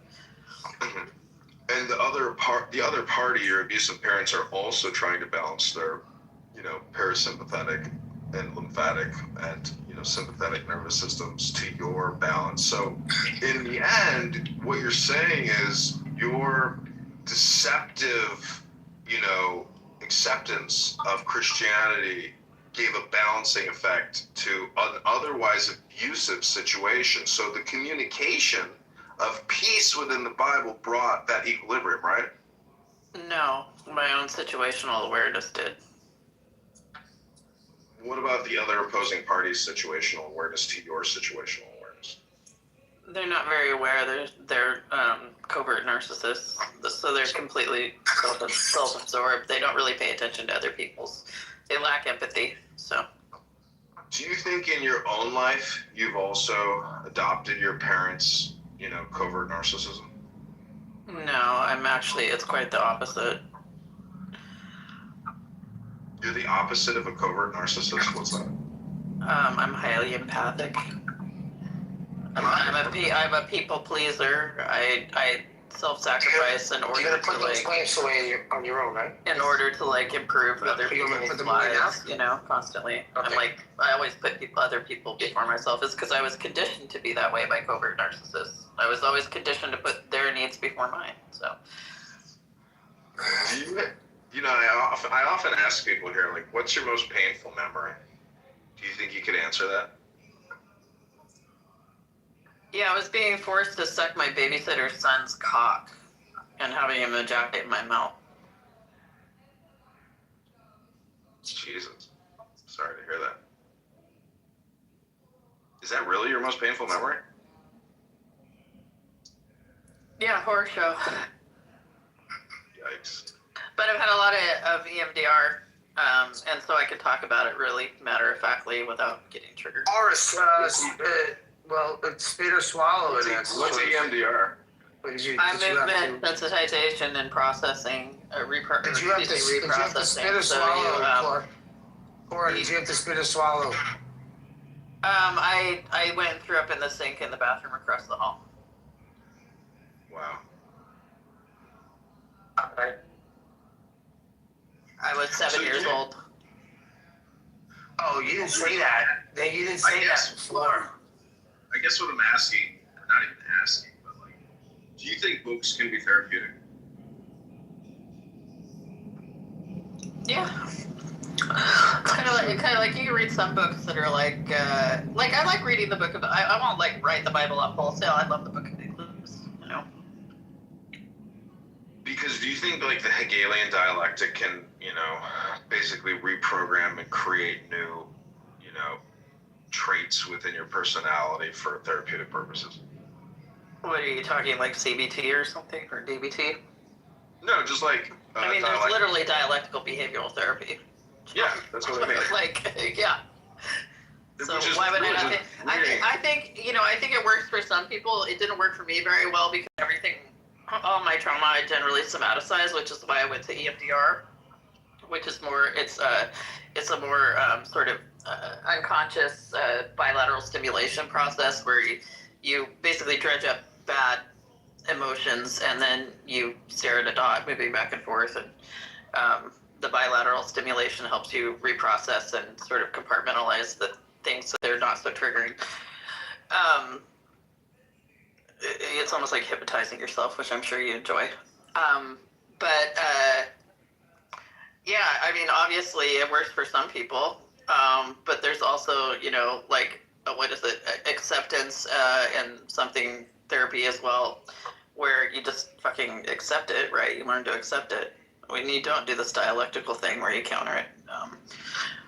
It just depends on the person and what their nervous system responds to.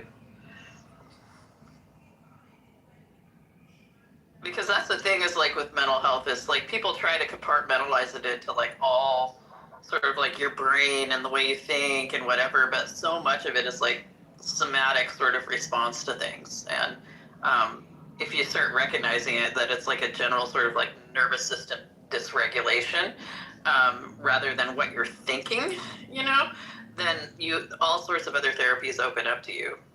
That are probably more effective than, like, talk therapy or CBT or DBT.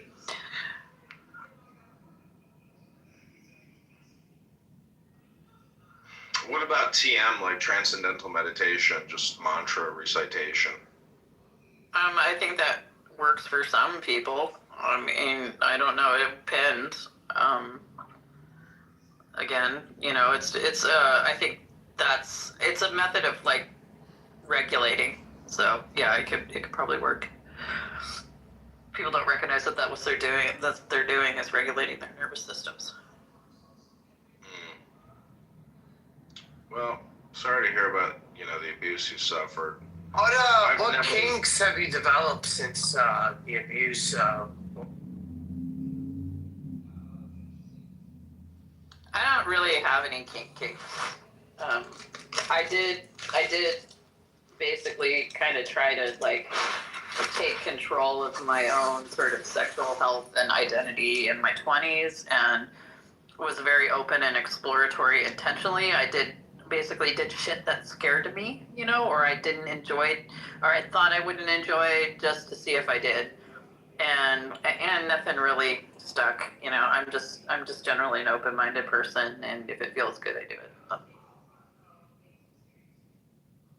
You know a lot about, like, witchcraft and the occult. Like, what in esoteric philosophy or science has been, most surprising or pleasing to you?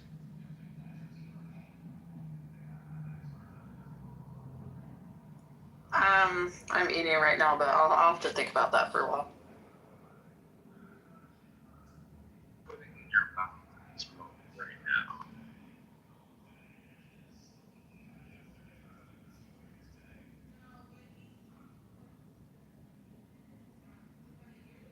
So in the military, when they speak about getting assaulted,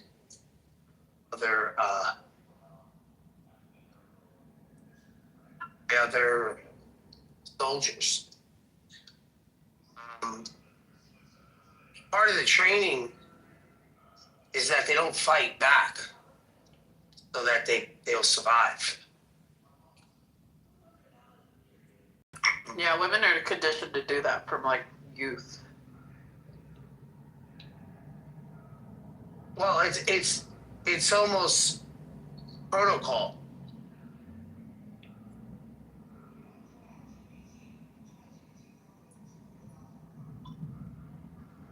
Yeah, so if we're teaching physically fit, conditioned men that same strategy, imagine what we're teaching women who just lack, like, through sexual dimorphism, lack the upper body strength to fight back, period.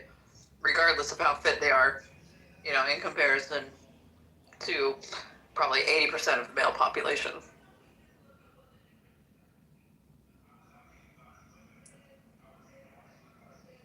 I think the chances are higher of you actually killing him when he's done if you don't fight back.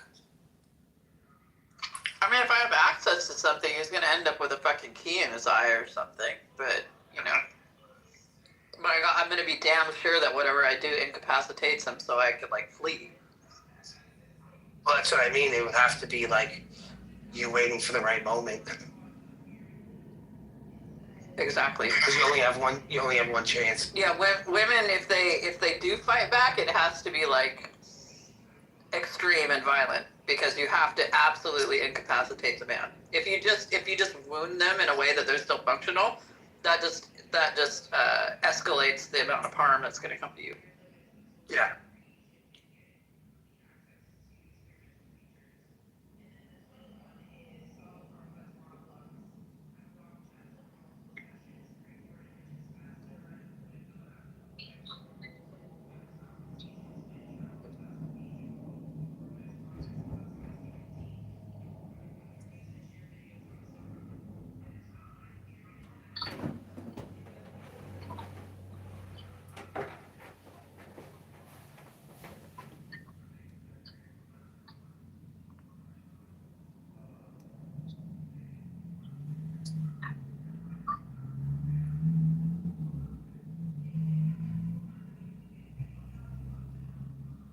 This conversation make you feel uncomfortable, Lord? Who's this guy in the audience? What's up, Tim? Hey, what's up, guys? What are you doing, Tim? Dogs for a walk.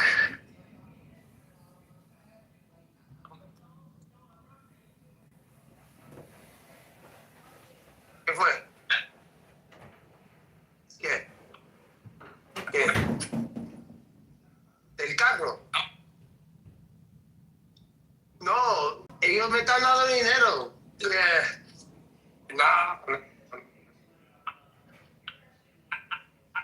No, no estoy usando cash.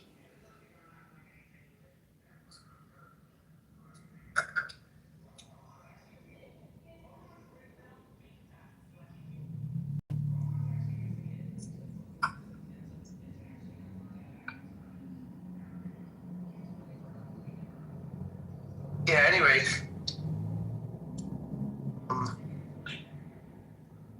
Well, yeah, exactly. Yep. Who's buying the dip on Bitcoin? I don't know. I was thinking about it. You're gonna have the money to buy the dip. Dip, baby, dip. Yeah, I dropped a chunk of my tax return into it.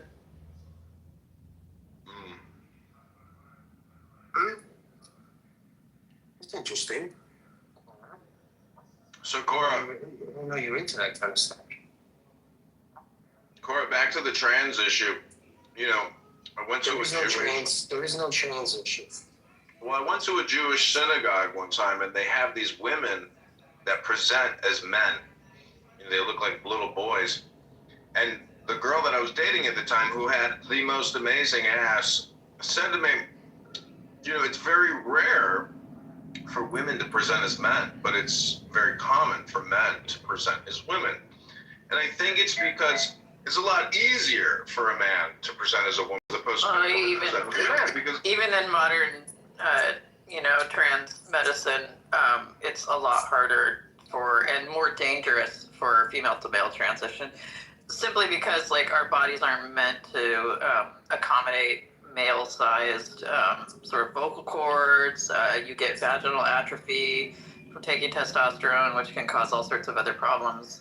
It's a lot easier to do female to male transition than male to female transition than female to male. There's a lot more risk involved. So.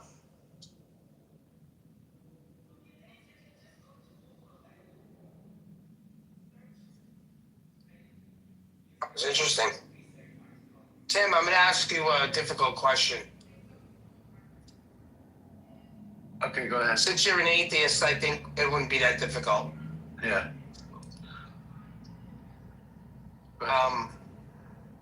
When is it ever appropriate for incest to be the case? Do you have any scenario? I mean, I can't think of any off the top of my head that are like would make it appropriate. Like I'm sure if I thought about it, you know, maybe if you're like down to the last 2 people on Earth, and you're like, you're afraid that you're going to have some type of, if you all die, there's going to be no way to keep, if your goal is to keep the population on the Earth or to keep your family going, I suppose at that point you may think about something like that, but I just don't really think in general that it's a good idea.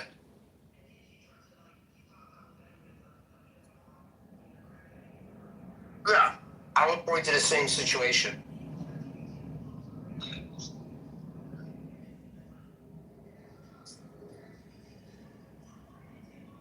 Well, I mean, I wouldn't say last 2 people on Earth. Like, it's more. I mean, if you're the last 2 people on Earth, if human race is doomed anyway, you've got founders effects problems. There's no way that 2 people could repopulate the Earth. Yeah.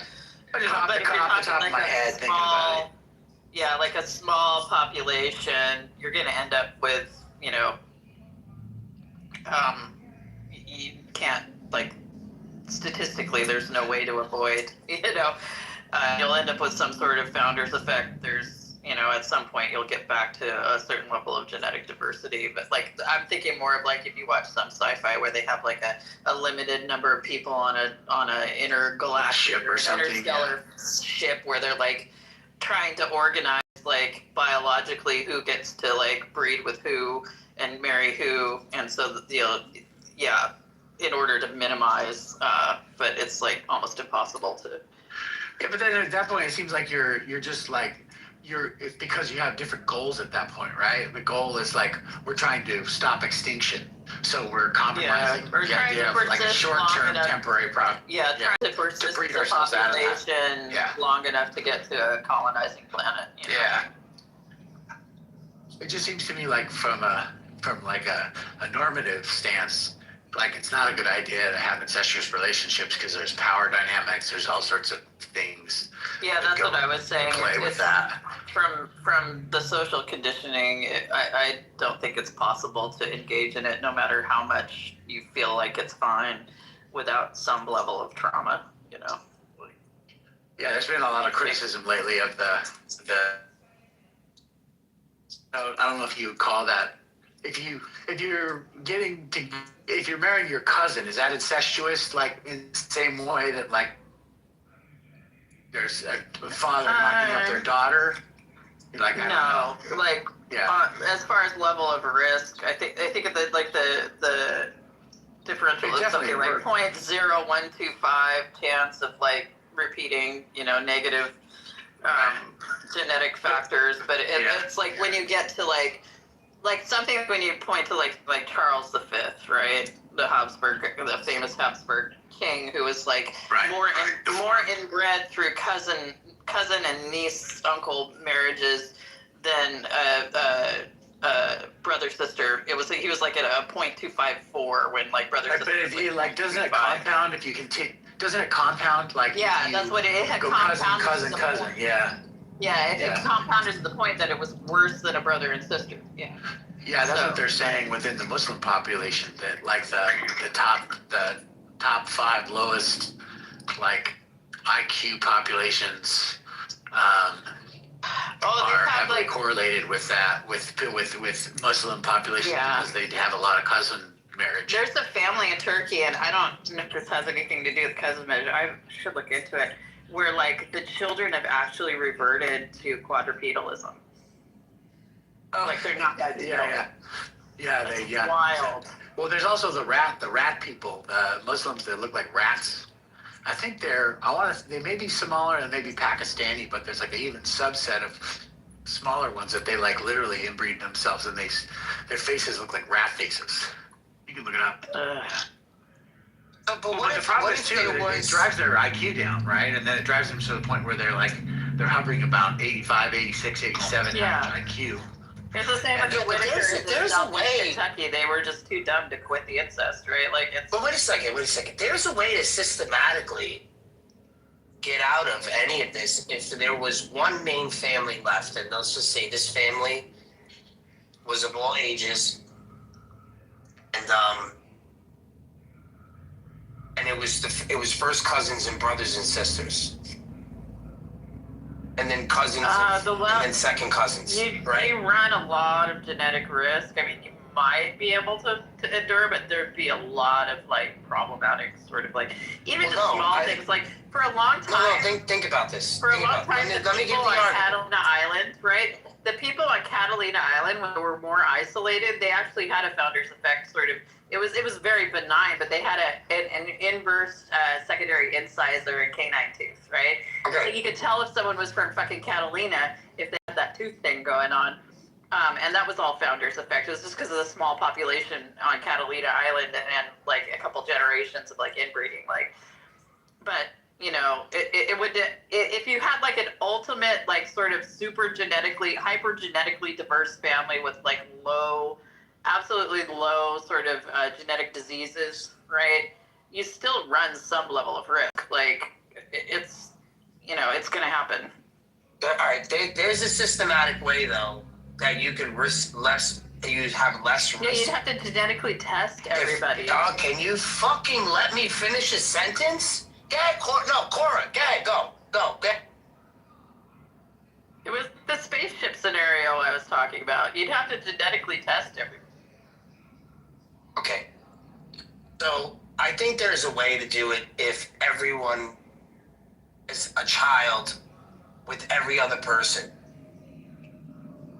And obviously this would have to be systematically. So if you and I had a child, then you would have to have a child with Tim, and I would have a child with Tim's wife, and then so on and so forth.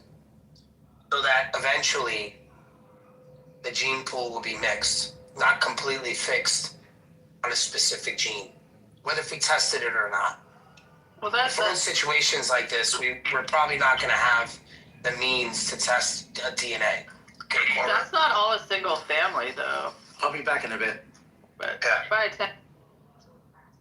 Hey Megatron, what am I watching? Oh my God, it's so good. Okay, I'll stick with it. Yeah.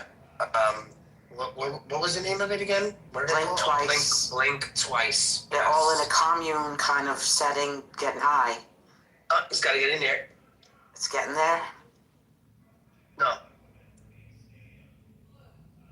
It's cool. Blink but Twice. Yeah, it's a great movie. All right, I'm watching it. But... Yeah, keep watching it. You haven't gotten to the good part yet. Okay. Wait till you get to the juicy part.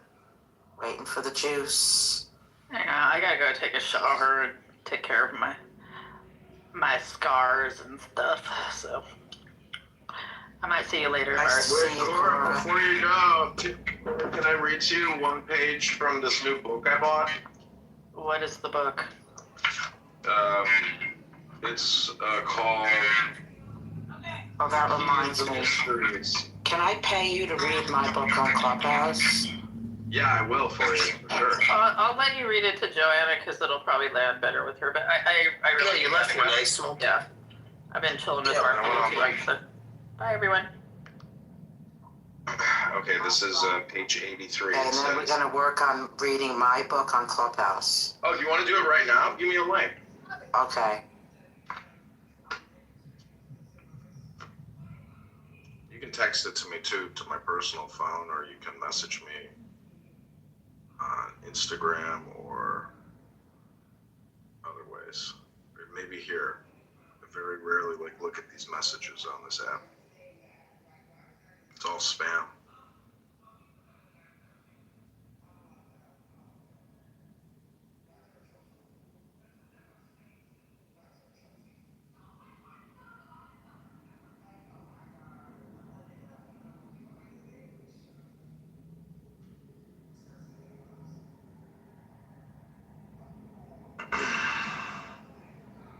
So if you click the YouTube link above, you'll see a YouTube live stream of a Clubhouse room going on right now.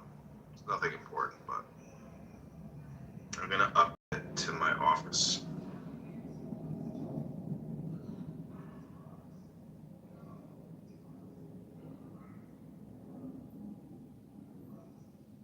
Crazy, I can't update it. All right, well, let me read this page unless you have a link available, Joanna.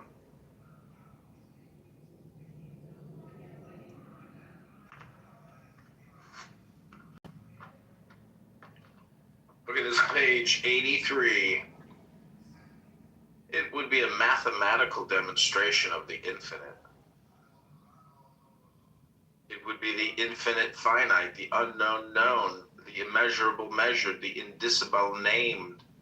That is to say that dogma could only cease to be absurd in the eyes of reason to become, in the eyes of faith, science. Reason and good sense in one. The most monstrous and the most impossible of all absurdities remain the objections of dissent. The Jews, our fathers in religion, reproach us with having attacked the unity of God, with having changed the immutable and eternal law with adoring the creature instead of the Creator. These heavy reproaches are founded on the perfectly false notion of Christianity. Our God is the God of Moses, unique, immaterial, infinite God, sole object of worship and ever the same. Like the Jews, we believe him to be present everywhere, but as they ought to do, we believe him living, thinking and loving in humanity, and we adore him in his works. We have not changed his law, but the Jewish Decalogue is also the law of Christians. The law is immutable because it is founded on the eternal principles of nature, but the worship necessitated by the needs of man may change and modify itself, parallel with the changes in men themselves. This signifies that the worship itself is immutable, but modifies itself as language does. Worship is a form of instruction. It is a language. One must translate it when nations no longer understand it.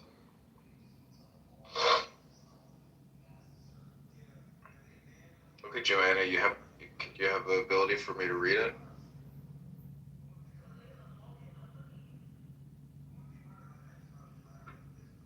Hello?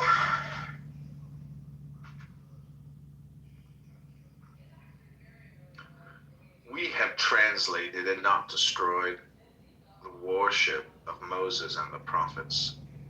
In adoring God in creation, we do not adore the creation itself. In adoring God in Jesus Christ, it is God alone whom we adore, but God united to humanity. In making humanity divine, Christianity has revealed the human divinity. The God of the Jews was inhuman because they did not understand him in his works. We are then more Israelite than the Israelites themselves. When they believe, we believe with them, and better than they do. They accuse us of having separated ourselves from them, and on the contrary, it is they who wish to separate from us. We wait for them, the heart and the arms wide open. We are, as they are, the disciples of Moses. Like them we come from Egypt, and we detest its slavery, but we have entered into the promised land, and they obstinately abide and die in the desert. Mohammedans are the bastards of Israel, or rather they are his disinherited brothers like Esau. The belief is illogical, for they admit that Jesus is a great prophet, and they treat Christians as infidels. They recognize the divine inspiration of Moses, yet they do not look upon the Jews as their brothers. They believe blindly in the blind prophet, the fatalist Muhammad, the enemy of progress and liberty. Nevertheless, do not let us take away from Muhammad the glory of having proclaimed the unity of God among the idolatrous Arabs.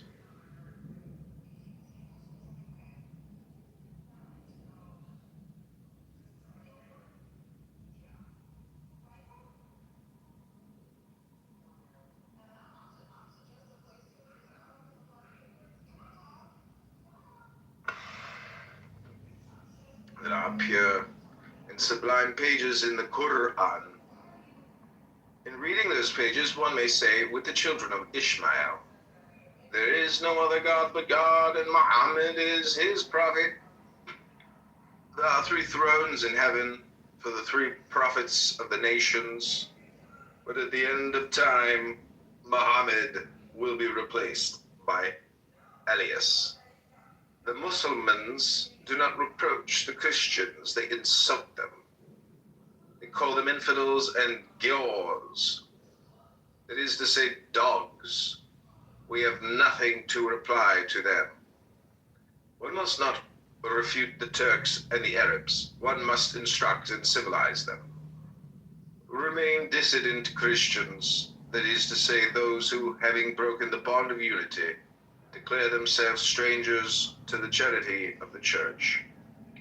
Greek Orthodoxy, that twin of the Roman Church, which has not grown greater since its separation, which counts no longer in religion, which since Photius has not inspired a single eloquence, is a church become entirely temporal, whose priesthood is no more than a function, regulated by the imperial policy of the Tsar of all, the Russians.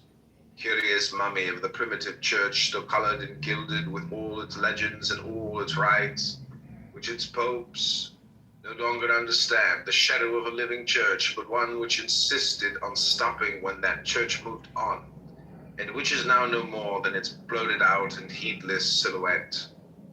Then the Protestants, those eternal regulators of anarchy, who have broken down dogma, and are trying always to fill the void with reasonings like the sieve of the Danaids, these weavers of religious fantasy, all of whose innovations are negative, who have formulated their own use, an unknown calling itself better known, mysteries better explained, a more defined infinite, a more restrained immensity, a more doubting faith, those who have quintessentialized the absurd, divided charity, taking acts of anarchy for the principles of an entirely possible hierarchy, those men who wish to realize salvation by faith alone, because charity escapes them, and who can no longer realize it, even upon the earth, where the pretended sacraments are no longer anything but allegorical memories.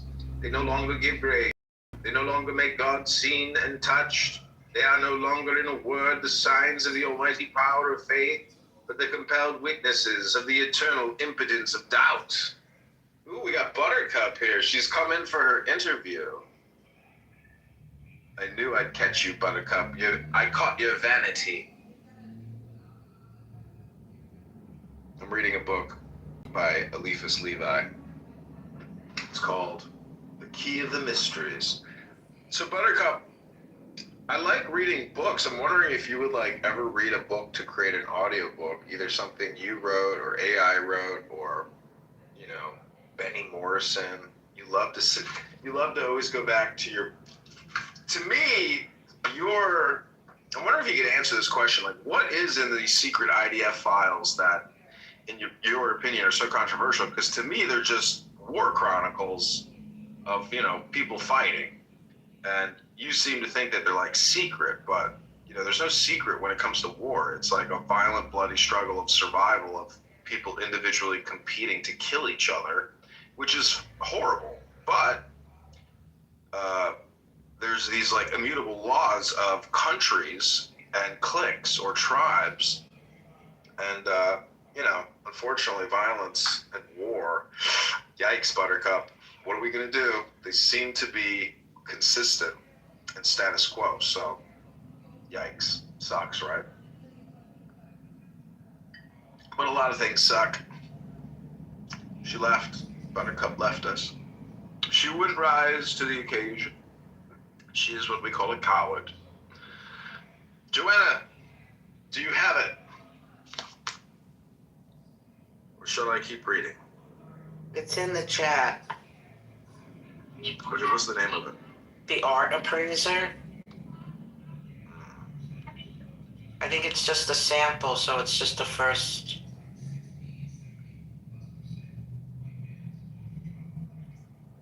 Okay, cool. I updated the room title. Really? I'm gonna cry. Don't cry. I might.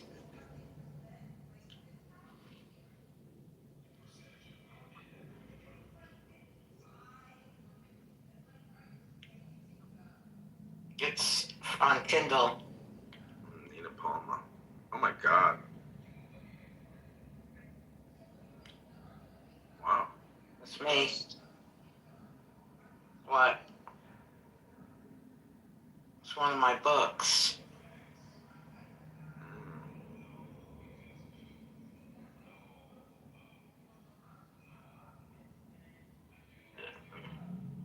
You don't have to read it.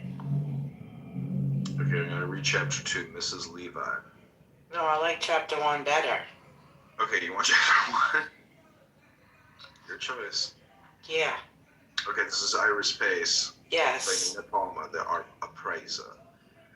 Iris woke up early to get to the train on time. Do you have a way to record this actually? No. Do you have another cell phone that you can like hit record?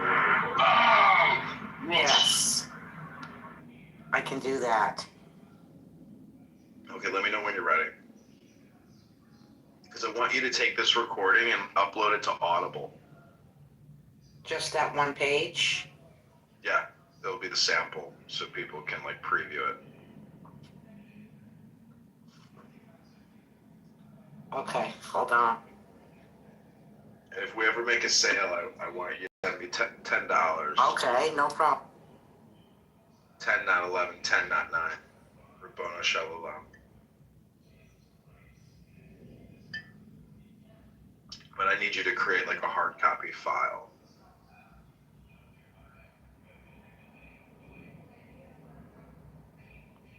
And we just got the bull rush, so that means the spirit is with us. Okay, I have another phone. I have another iPhone. Let me go to voice recordings. If I see the icon. You can also upload this to Spotify, the Okay. Spotify Creators app. I don't know if this phone has it. I don't see the voice record on here. Let me go down.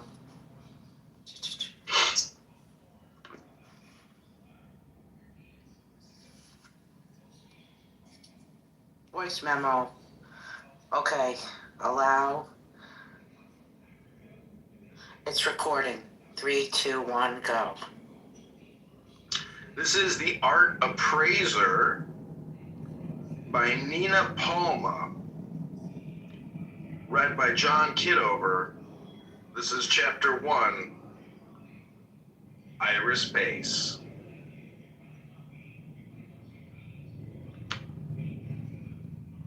Iris woke up early to get to the train on time. The job interview was something she'd only dreamed of while at university. She was determined not to be late. Iris tried to keep up with the latest fashion. Today she wore a blue dress with buttons down the front, fitted jacket over it, and her beige bowler hat. She slipped into her new shoes, and looking in the mirror, she felt suitably dressed for the occasion. Iris stepped onto the streets of Berlin, where she always felt a great sense of pride. Berlin was steeped in culture. People came from all over Europe to see performances in the theater, to explore the nightlife and cabarets. Iris got on the train and took the empty seat next to the door. She was not sure what she would be asked on the interview, nor did she know what the position actually required. She adjusted her hat, trying to pass the time. Lately, she'd avoided newspapers, so she left the one next to her unread.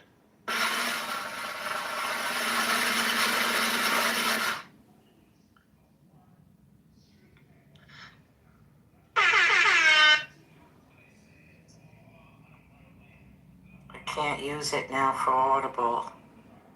But it's okay. Thank you so much for reading it. Thank you. Oh, I was going to continue. Do you want me to continue? Yeah, I would love you to. I'm moved. Iris got on the train and took... Are you still recording? Well, how am I going to upload it with all that noise? That's okay. People... It's like filming the people filming. People like the reality. You know? Okay. It's just, again, it's just a sample. So whoever listens to this I hope you buy the book because it's starting out great, and I can tell it's amazing. So, but continue recording. Yeah, I'll buy it. Just finish it. I'll buy it. Okay, I'm still recording.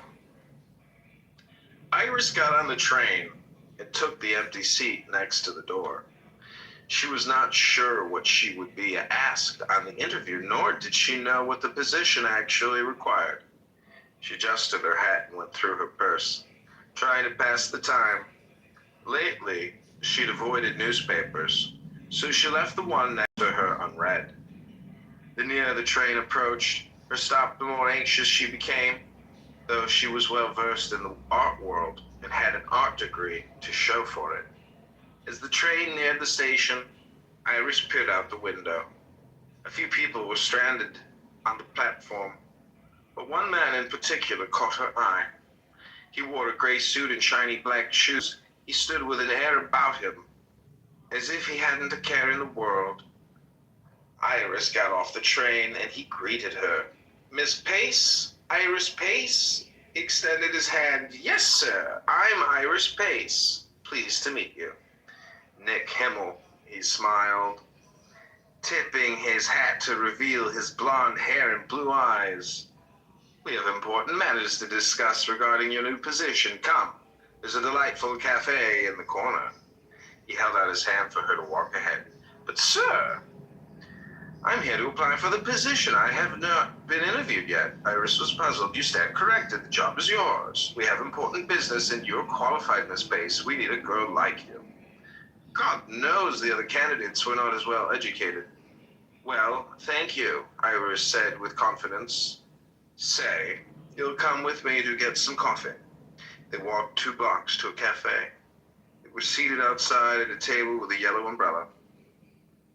"My father has built quite a business in textiles, and now he has the notion of collecting art. Can you believe a man who worked his way up would want to buy art?" Mr. Himmel mentioned to the waitress. "What would the world be without art?" Iris smiled. "True, a successful man must have purpose. My father now wants to collect art, and he needs someone to appraise the paintings. With your art degree, I'm not trained in appraisal, sir. Renaissance, Impression, Abstract, and I hear you have studied Romanian and Italian artwork as well." Mr. Himmel certainly knew her educational background. "Well, yes, Iris tried to explain. "Well, that will do just fine. I'm sure the university familiarized you with all the well-known artists, as well as some up-and-coming ones," Mr. Himmel continued. "But appraisal, that's the field of a specialist. Just then the waitress put down 2 cups of coffee in front of them. "Of course, you'll be traveling around to locate certain pieces of interest and, well, whatever you come across that you are fond of." He took a small sip from his cup. "Of course," Iris managed to say. "There are 2 pieces we are looking at right now. How does tomorrow afternoon sound to you?" Mr. Himmel looked directly at her, waiting her response. "Tomorrow will be fine," Iris agreed. They spent about an hour in the cafe. Mr. Himmel spoke about his business and mostly listened. He went back to the train station. Iris was glad her train was waiting. She was wary of this man she had just met and wondered if she had made a mistake by coming. She decided to talk with her father about it, then thought twice about the idea. Was there anything that should cause her suspicion? After all, she was educated, yet how did Mr. Himmel know so much about her? Perhaps he inquired about her from one of her teachers, and it was no cause for concern. Iris decided to put her mind at ease and tell her parents the good news. Thank you so much. She will be working for the SS, and it gets really good to those who want to give it a chance. She will find out she is working for the Nazis, and that was beautifully read. I'm forever grateful.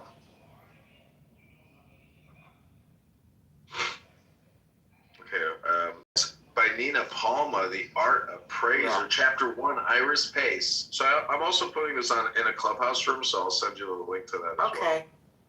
I'm honored that you read that. I know it sounds a little funny, but it gets better.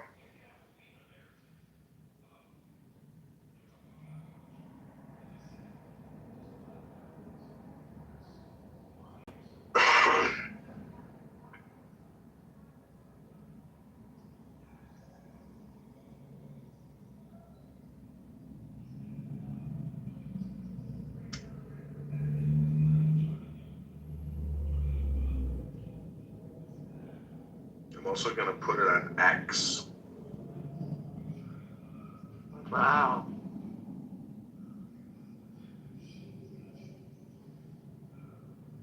Do you have an X account?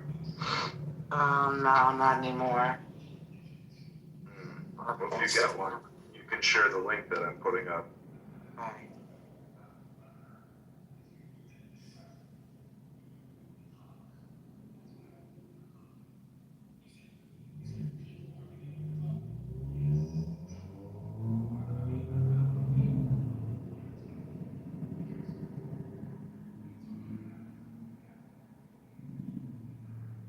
Because you can create a room here on Clown House and then post that room to X and use hashtags and stuff. Really, thank you again. I'm getting a lot of money from this book because I'm shocked that people are reading books about the war. Well, it's your keyword. You're ranking for the word the art appraiser. So people are finding it because they're looking for, the art appraiser. I'll be right back.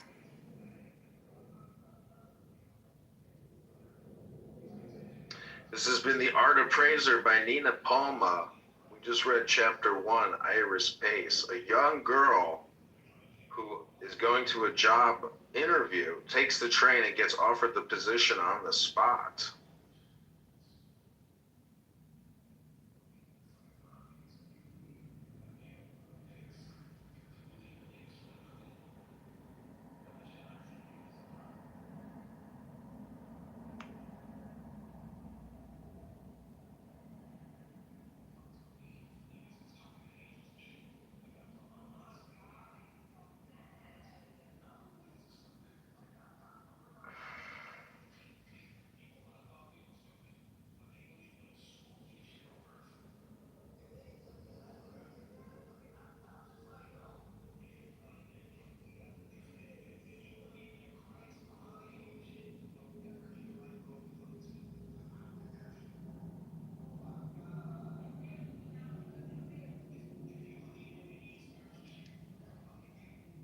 That you just put your little, daughter in, and he wants to go in there and do his makeup or something. And then when you accuse him of being a man, he wants to put on a show and say, "Oh, first of all, my name is, Janet, and my pronoun is she and her, and I have the right to use this bathroom." Like, don't you think he's still putting on a performance, and therefore it's ridiculous? And you should be like, "Sir, you gotta get out of the bathroom.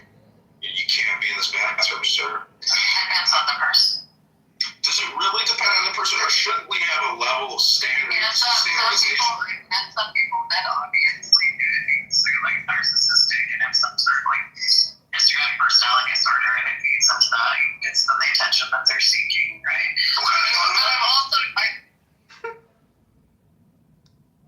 This has been The Art Appraiser by Nina Palma. We just read chapter 1, Iris Pace, a young girl who is going to a job interview, takes the train and gets offered the position on the spot. This has been The Art Appraiser by Nina Palma. We just read chapter 1, Iris Pace. So that's on my YouTube account called Reading Books ASMR. I'm a publicist, Joanna. I know. I'm a marketer. Okay, if I get book sales this month, I'll give you a slice. Yeah, give me a piece of pizza. I will. I'm a woman of my word. Yep. She's working for the Nazis. She's working to the limit.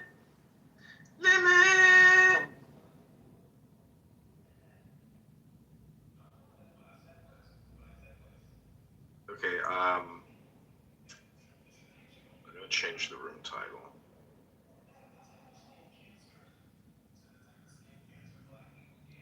To prove to me your God and prophet are real.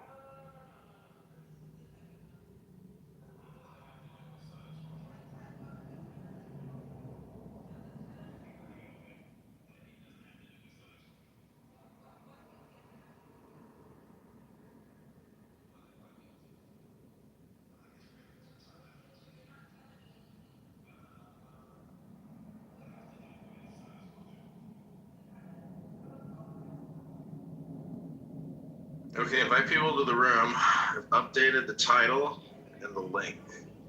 Joanna, check out my YouTube channel. Subscribe to it. I'm wearing a new country western hat that I got on eBay. It's a giant white cowboy hat. It is a Scala western style hat. It's pretty dope. It's extra large. It's like painted or something. They put a glaze on it or something to make it hard. I know you love, what's big and hard. Dum-bum.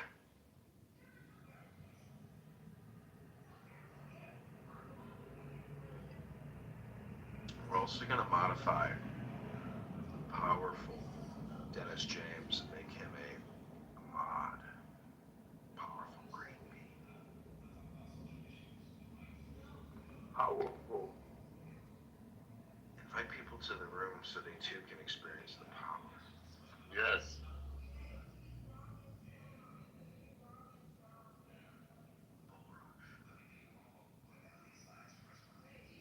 Hello, Nuha. Dilan Barak Shode. Allahu Akbar. Bismillah. Ar-Rahman Ar-Rahim. Alhamdulillah.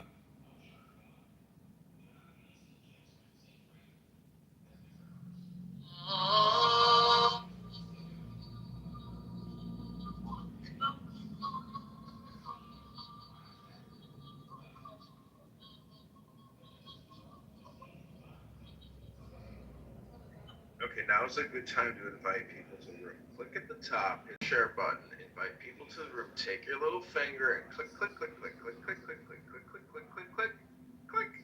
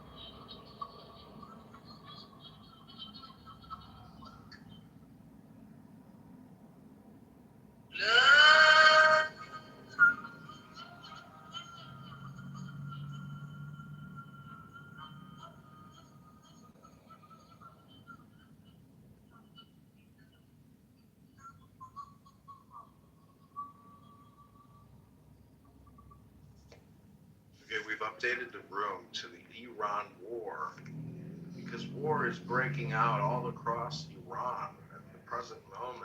A massive news break. The war with Iran has begun. And ain't nobody jumping. That tells you everything about this country. It tells you everything about how these motherfuckers move.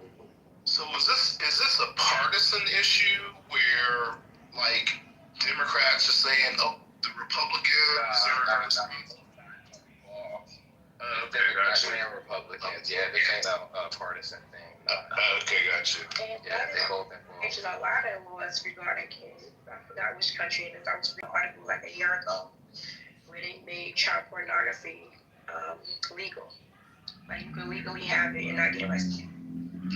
Then that thing that's going on in Florida where they went the age of I forget what it is.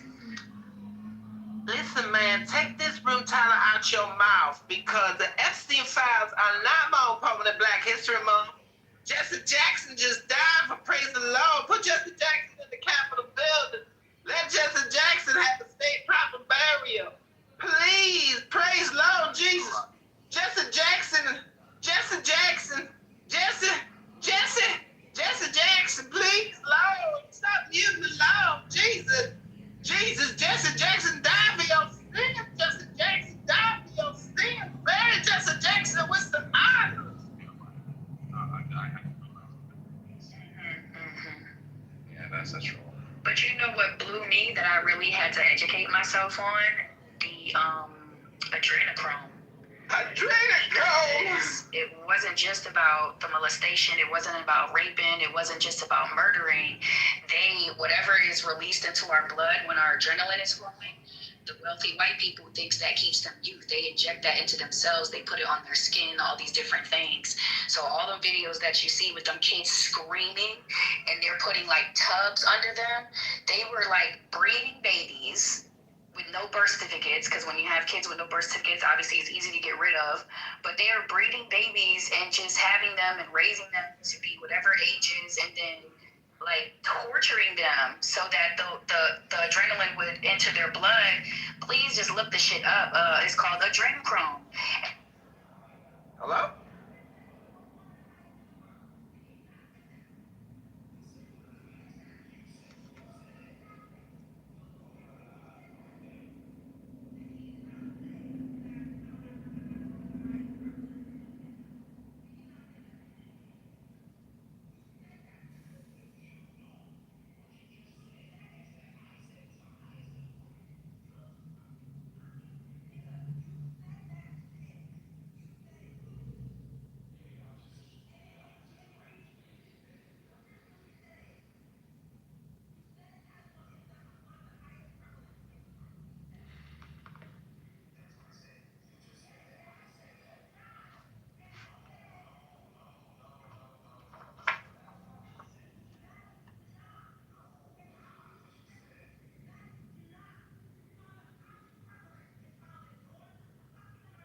It is then against faith itself that the Reformation protested. Protestants are right only in their protest against the inconsiderate and persecuting zeal which wished to force consciences. They claimed the right to doubt, the right to have less religion than others, or even to have none at all. They have shed their blood for that said privilege, they conquered it, they possess it. They will not take away from us that of pitying them and loving them. When the need to believe again takes them, when their heart revolts against the tyranny of a falsified reason, when they become tired of the empty abstractions of their arbitrary dogma, of the vague observances of their ineffective worship, when the communion with the real presence, the churches without divinity, and their morality without grace, finally frighten them. They are sick with the nostalgia of God. Will they rise up like the prodigal son and come to throw themselves at the feet of the successor of Peter, saying, Father, we have sinned against heaven and in thy sight, and we are no more worthy to be called thy sons. But Count us among the humblest of thy servants. We will not speak of the criticism of Voltaire. The great mind was dominated by an ardent love of truth and justice, but he lacked the rectitude of heart which the intelligence of faith gives. Voltaire could not admit faith because he did not know how to love. The spirit of charity did not reveal itself to that soul which had no tenderness, and he bitterly criticized the hearth of which he did not feel that the warmth, the lamp of which he did not see the light. If religion were such as he saw it, he would have been 1,000 times right to attack it, and one would be obliged to fall on one's knees before the heroism of his courage. Voltaire would be the messiah of good sense, the Hercules destructor of fanaticism. But he laughed too much to understand him, who said, "Happy are they who weep." And the philosophy of laughter will never have anything in common with the religion of tears. Voltaire parodied the Bible, dogma, and worship, and then he mocked and insulted that parody. Only those who recognize religion in Voltaire's parody, can take offense at it. The Voltairians are like the frogs in the fable who leap upon the log and then make fun of royal majesty. They are at liberty to take the log for a king. They are at liberty to make once more that Roman caricature of which Tertullian once made mirth, that which represented the God of the Christians under the figure of a man with an ass's head. Christians will shrug their shoulders when they see this knavery. Pray God for poor ignorance who imagine that they insult them. And the Count Joseph de Maistre, after having in one of his most eloquent paradoxes represented the hangman as a sacred being, and permanent incarnation of divine justice upon earth, suggested that one should raise to the old man of Ferney a statue executed by the hangman. There is depth in this thought. Voltaire, in effect, also was, in the world of being, at the same time providential and fatal, endowed with insensibility for the accomplishment of his terrible functions. He was, in the domain of intelligence, a hangman, an exterminator armed with the justice of God himself. God sent Voltaire.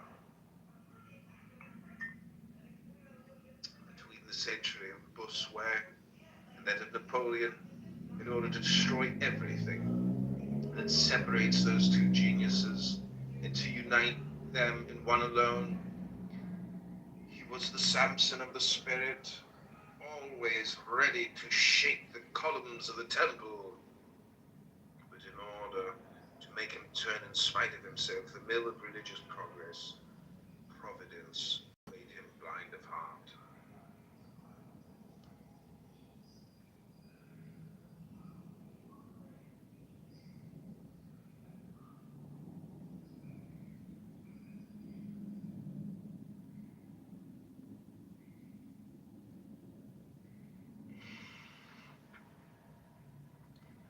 Article 5, solution of the last problem. To separate religion from superstition and fanaticism. Superstition, from the Latin word superstes, surviving, is the sign which survives the idea which it represents. It is the form preferred to the thing. The right without reason, faith become insensate through isolating itself. It is in consequence the corpse of religion, the death of life, stupefaction substituted for inspiration.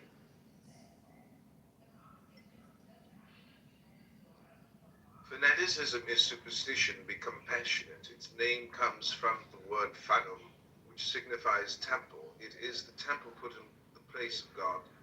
It is the human and temporal interest of the priest substituted for the honor of priesthood. The wretched passion of the man exploiting the faith of the believer. In the fable of the ass loaded with relics, La Fontaine tells us that the animal thought that he was being adored. He did not tell us that certain people indeed thought that they were adoring the animal. These people were the superstitious. If anyone had laughed at their stupidity, he would very likely have been assassinated. For from superstition to fanaticism is only one step. Superstition is religion interpreted by stupidity. Fanaticism is religion serving as a pretext to fury. Those who intentionally and maliciously confound religion itself with superstition and fanaticism borrow from stupidity its blind prejudices, and would borrow perhaps in the same way from fanaticism its injustices and angers.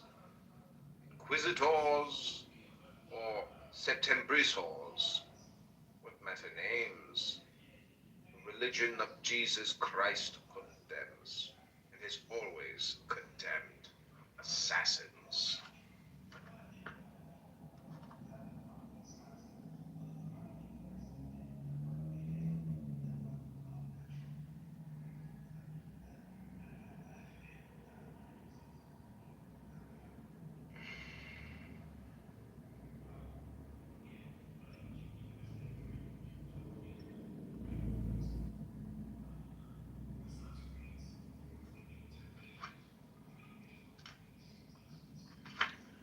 This is page 91, resume of the first part in the form of a dialogue. Faith, science, reason. Science. You will never make me believe in the existence of God. Faith. You have not the privilege of believing, but you will never prove to me that God does not exist. Science. In order to prove it to you, I must first know what God is. Faith. You will never know it. If you knew it, you could teach it to me. And when I knew it, I should no longer believe it. Science. Do you then believe without knowing what you believe? Faith. Oh, do not let us play with words. It is you who do not know what I believe. And I believe it precisely because you do not know it. Do you pretend to be infinite? Are you not stopped at every step by mystery? Mystery is for you an infinite ignorance, which would reduce to nothing your finite knowledge, if I did not illuminate with my burning aspirations. And if, when you say, I no longer know, I did not cry, as for me, I begin to believe. Science, but your aspirations and their object are not and cannot be for me anything but hypotheses. Faith, doubtless, but they are certainties for me, since without these hypotheses I should be doubtful even about your certainties. Science, but if you begin where I stop, you begin always too rashly and too soon. My progress bears witness that I am ever advancing. Faith, what does your progress matter if I am always walking in front of you? Science, you, walking? Dreamer of eternity, you have disdained earth too much, your feet are benumbed. Faith, I make my children carry me. Science, they are blind, carrying the blind, beware of precipices. Faith, no, my children are by no means blind. On the contrary, they enjoy twofold sight. They see by thine eyes what thou canst show them upon earth, and they contemplate by mine what I show them in heaven. Science, what does reason think of it? Reason, I think, my dear teachers, that you illustrate a touching fable, that of the blind man and the paralytic. Science reproaches faith with not knowing how to walk upon the earth. Faith says that science sees nothing of her aspirations and of eternity in the sky. Instead of quarreling, science and faith ought to unite. Let science carry faith, and let faith console science by teaching her to hope and to love. Science. It is a fine ideal, but utopian. Faith will tell me absurdities. I prefer to walk without her. Faith. What do you call absurdities? Science. I call absurdities propositions contrary to my demonstrations. As for example, that three make one, that a God has become man. That is to say that the infinite has made itself finite, that the eternal died, that God punished his innocent son for the sin of guilty men. Faith, say no more about it. As enunciated by you, these propositions are in fact absurdities. Do you know what is the number of God? You who do not know God, can you reason about the operations of the unknown? Can you understand the mysteries of charity? It must always be absurd for you, for if you understood them, my affirmations would be absorbed by your theorems.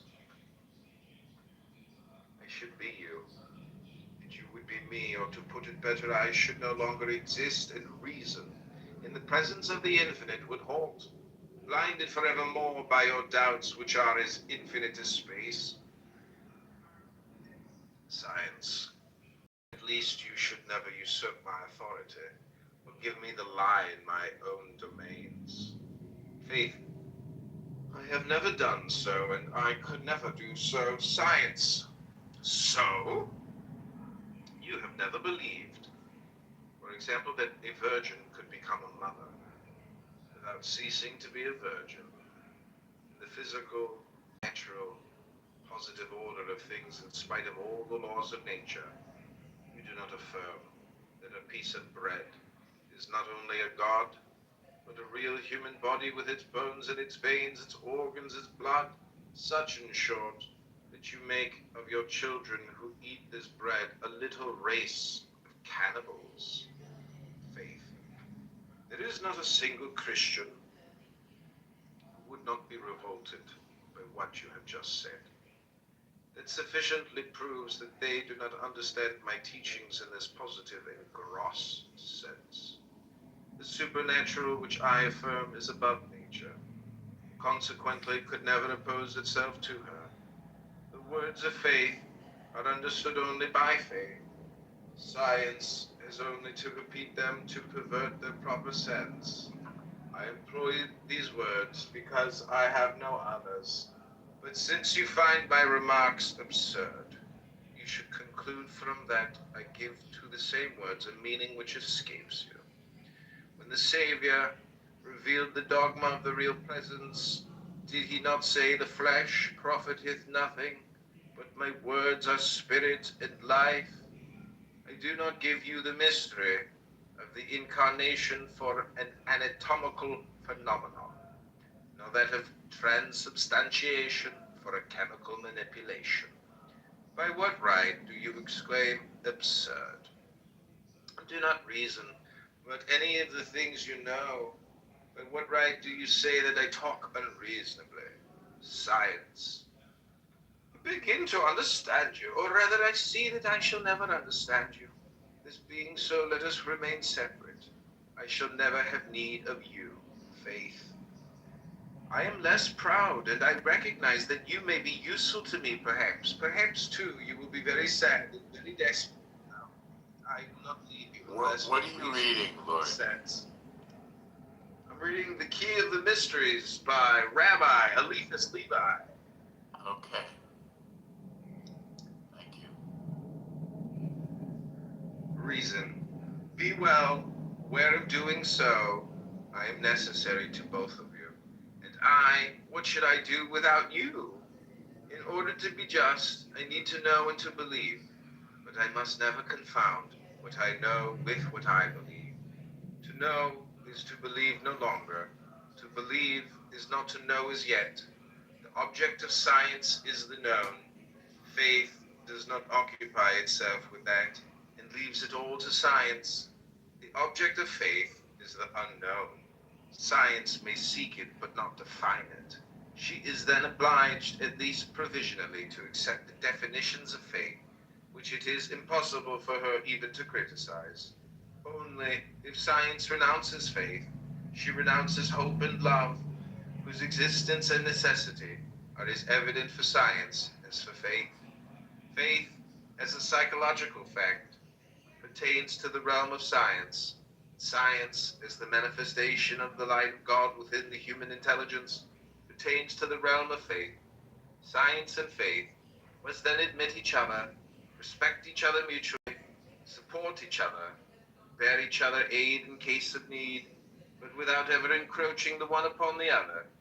The means of uniting them is never to confound them, never can there be contradiction between them. For although they use the same words, they do not speak the same language. Faith. Oh, Daniel, what? well, sister science, what do you say about it? Science, I say that we are separated by a deplorable misunderstanding, and that henceforth we shall be able to walk together. Why are we talking about politics? Do you wish to attach me? Why are we talking Shall about I be politics? John, Catholic, drowning out. Mohammedan, or Protestant? We're done. Faith. Stopping point. You will remain science, and you will be universal. Science, that is to say That was a Catholic. good period right there. Stop. If I Oh my understand God, you stop. correctly, but what should I think of the different religions? Faith, but what should I think of the faith? Judge them by their works, seek true charity, and when you have found her, ask her to which religion she belongs. Science, it is certainly not that of the Inquisition and of the authors of the massacre of Saint Bartholomew. Faith, it is to that of Saint John the Almoner, of Saint Francois de Sales, of Saint Vincent de Paul of Fenelon, and so many more. Quick, could you start over? Could you start over? I missed the first part. Could you start over, please? No, Norm. Just stop it. Stop being a dick. Isn't it amazing we got to see Bartholomew and that of St. John? I mean, it's amazing how we're named. Like, you know, there's a reason why I'm called John. And it's not just because of Christianity, because John in Greek means Hermes.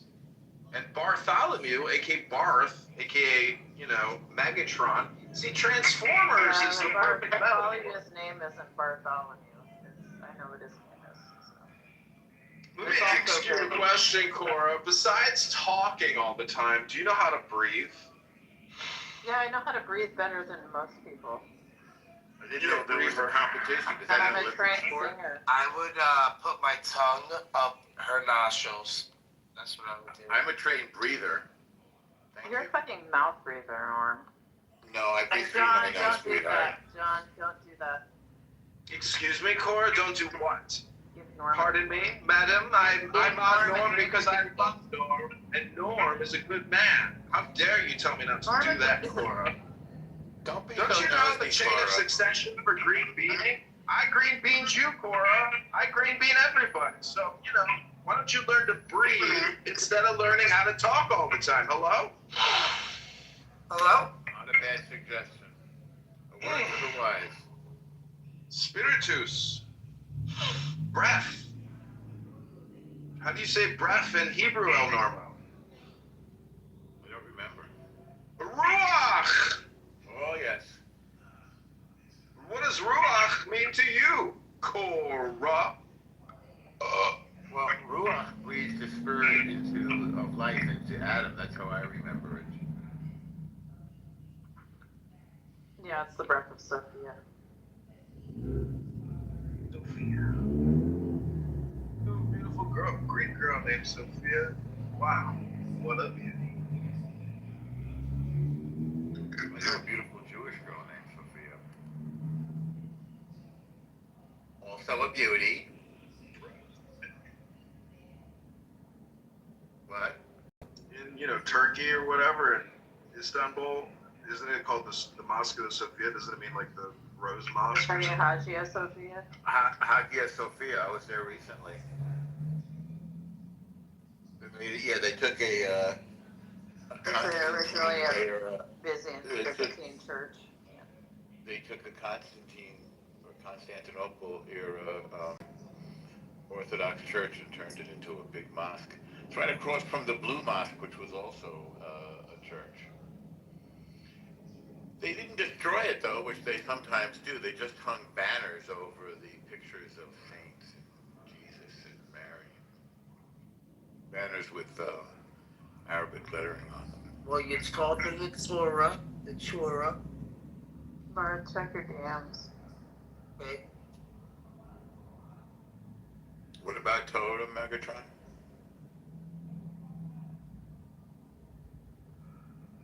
What I really love about Clubhouse You is taught you taught them all of the menstruation Talmudic verses, and they fell in love with it. Family Purity, Nita. Yeah, that was a good day. Yeah, I'm glad you were listening, Megatron. This is when people say check your DMs. If everybody can click the Still YouTube haven't link checked above, DM. Hold on a second.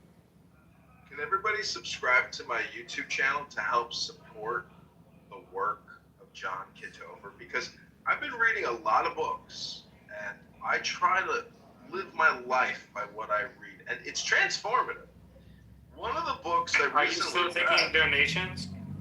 we are, but we don't need financial donations. Right now. Clown Town? What was that, Corey? Well, I know you relish being a clown, but there's like other clown. It's like majority clown in the room right now. Well, are you clown phobic? I forgot that word. Yeah, there's actually a word for that. Yeah. It's transphobic, right? No, that's not nice. There's actually a name for that if you're scared of clowns. What is that, Norm? Transphobic. No. Hello? I thought this was a transphobic room because Cora said she's clownphobic. Because right now there's a lot of clowns. Coulrophobia. Thank you, Norm. Yes. You're welcome. You're not trained. This guy's I like to provide solid information. Isn't it just You just Googled it, Norm, like as if you're like just something like professional. What's that there? What's that, Cora? All you did was Google it. It's not like you're like. Well, I would have Googled it as well. I mean, I knew the term existed. Yeah, you should have, David. Cora, you're very interested in me. You talk about me a lot. What's the deal with that? She's having radiation procedure done on her breasts right now. In every conversation, it's kind of hard not to talk about you. Isn't that Yeah, what one mic I don't know about? about. Well, he has VIP It's an audio here, rep. Cora. So Also, he has one of those medals. Yeah, I'm a medal winner. I'm an Olympic clubhouse person.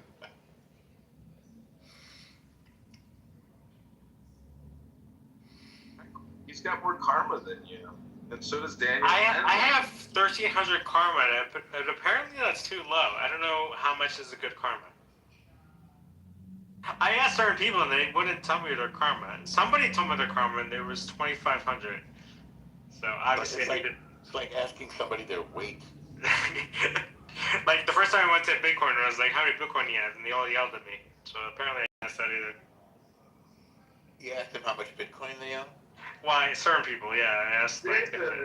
David, I got a question for you. You have 2 PhDs, one in math, etc. And so if we look at El Normo's karma points, which is at 10% or 0.1%, I want to ask you a statistic question. Can you tell us what the word magnitude means, David, relative, to mathematics? Help. So when it comes to math questions, I only take them based on how much money I'm going to make on the answer. So if you want to pay me, I will certainly answer your question. Okay, I'll give you $1 in the honor of the Reva if you could define the word magnitude to me. So for a question like that, I would request $150. You can cash at me anytime. Done. But I'll give you the money after you define magnitude. I will send Well, you with all due respect, I don't trust you enough for you to send me them.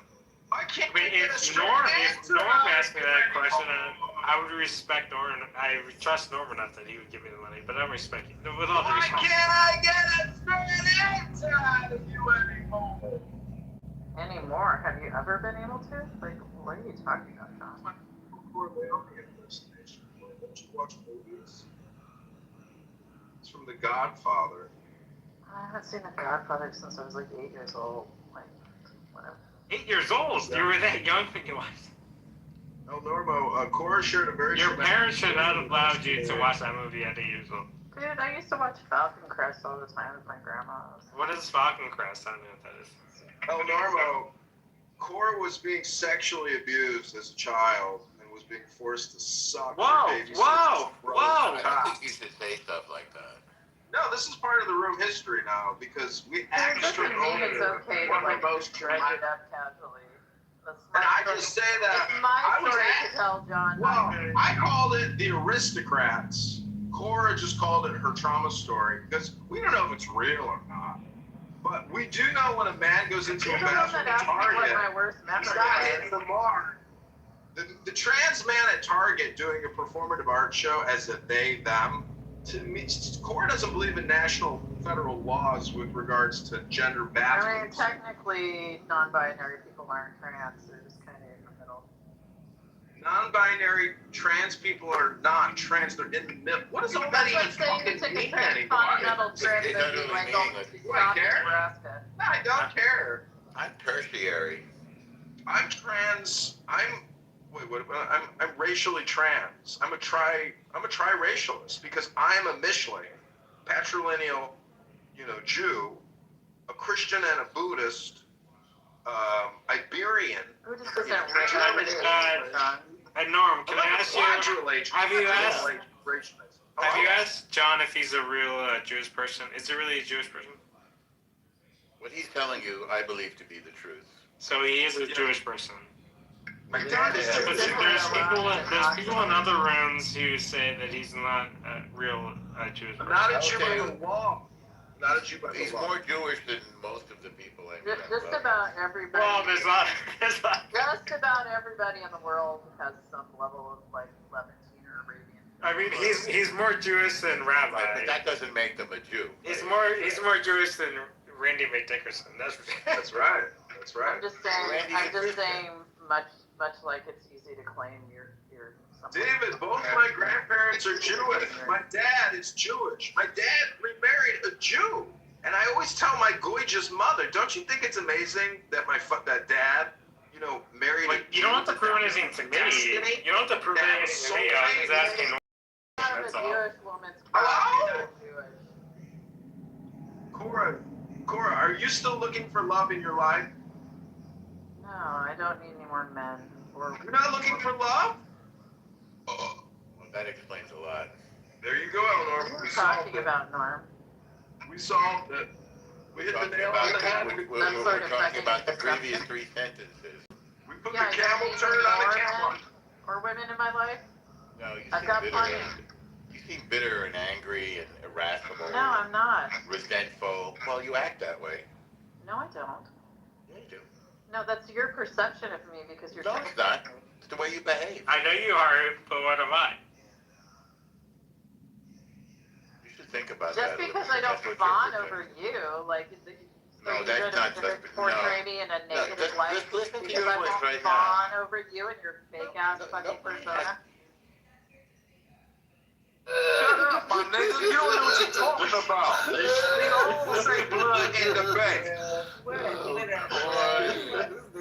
They don't blood and crip in the bay like that, my nigga. Not like that. No, they don't. No, they don't, my nigga. Exactly. No, You they can't say don't. all of California. You can't say all of California do this. Cause they do blood and crip. I mean, Hey, chicken. Not in Northern California, How do you bro. dress your family members? Like, do you be like, hey, cuz, like your cousin? Okay, my cousins know where I'm from. My mama know where I'm from. My brothers know where I'm from. Hold on, poker face. Let the chicken Sisters know stay. where I'm from. Hold on.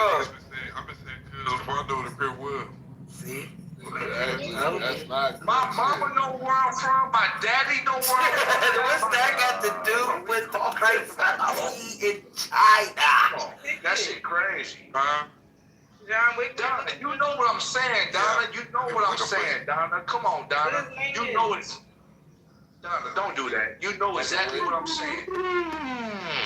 It's brother Wick. Don't do that, Donna. You know what I'm saying, Donna. Please don't do me like that, Donna. You been drinking. You had a beer or something. You let that beer, that more liquor. That's that cold. We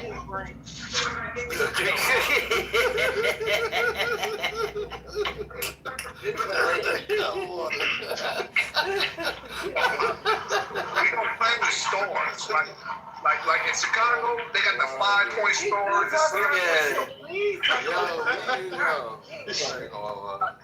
We always talking about gangbang trivia. I just know the history, man. I don't gangbang at all. I don't do no gangbanging shit. I don't. Let's talk about All right, yeah, can we drop that? Thank you. Drop it.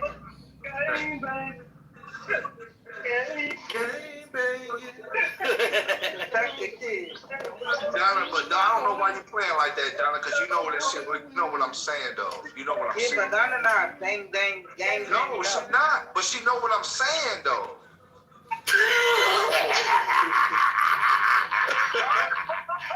This nigga, you know what he's telling me. Right.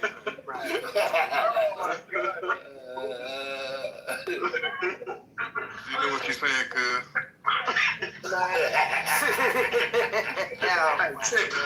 You heard, Black? Chicken. What's up, Chicken? What up?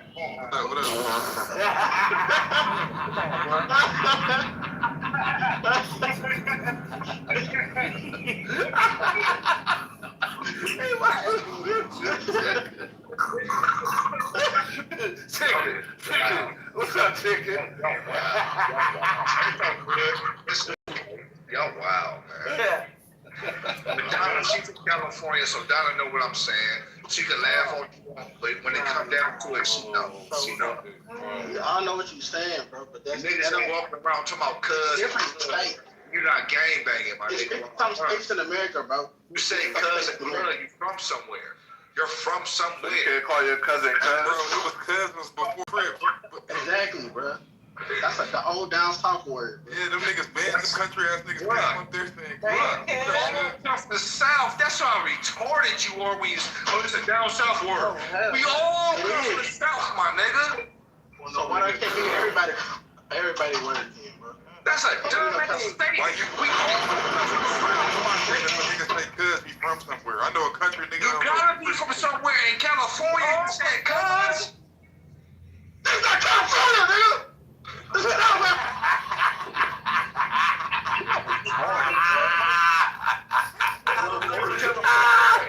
Come from Memphis. Come from Tennessee, where you from, and go to the hood and say cuz or blood and see what happened. How many niggas ask you where you from? Right. Just do that then. Fuck it. Fuck what I'm saying. Just do it. Okay.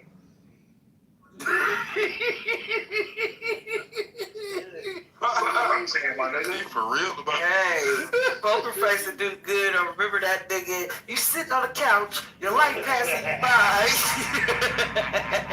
No, my life ain't passing me by, Donna. I'm talking about the commercial. No, we need to put that nigga on Pop the Balloon. On the Pop the Balloon challenge. Donna, am I lying though? When No, you're not. Right. In California,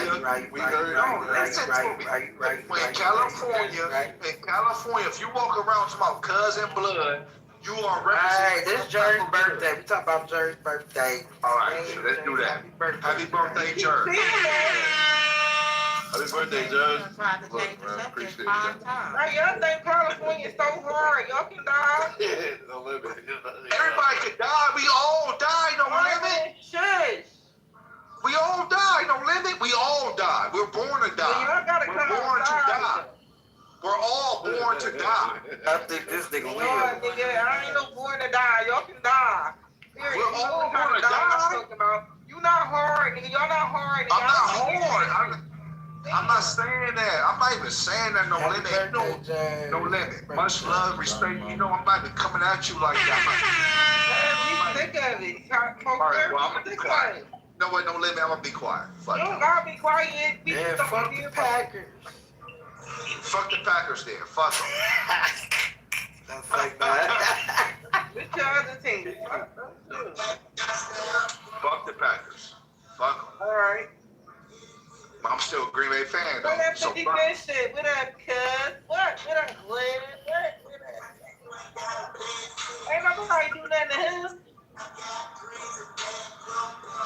nigga got money, so he bought, like, he can go to LA in certain sections. He got bread. I can't go to, I'm from California. I know there's certain sections I can't even go to. I can't. Happy birthday, Jers. Happy birthday. Hey, bro, you sound homesick, my nigga. You might as well just go home, my nigga. No, I don't want to go to that bullshit, my nigga. Bro, okay. Just fuck that bullshit. Fuck that shit, my nigga. I ain't gonna lie to you, my nigga. Fuck that shit. Happy birthday, Kilo Jerry. I did my time. Hey, check it. I did my time. I did everything I was supposed to do when I was young. I did it all. I'm good, bro. I'm Let's good. talk about pizza. I want some pizza. Oh, Miss Pizza Hut. Miss Pizza Hut. That's what you want to talk about? Huh? Pizza. What? Pizza. He said pizza. I'm talking about the pizza like food, not no corny dick.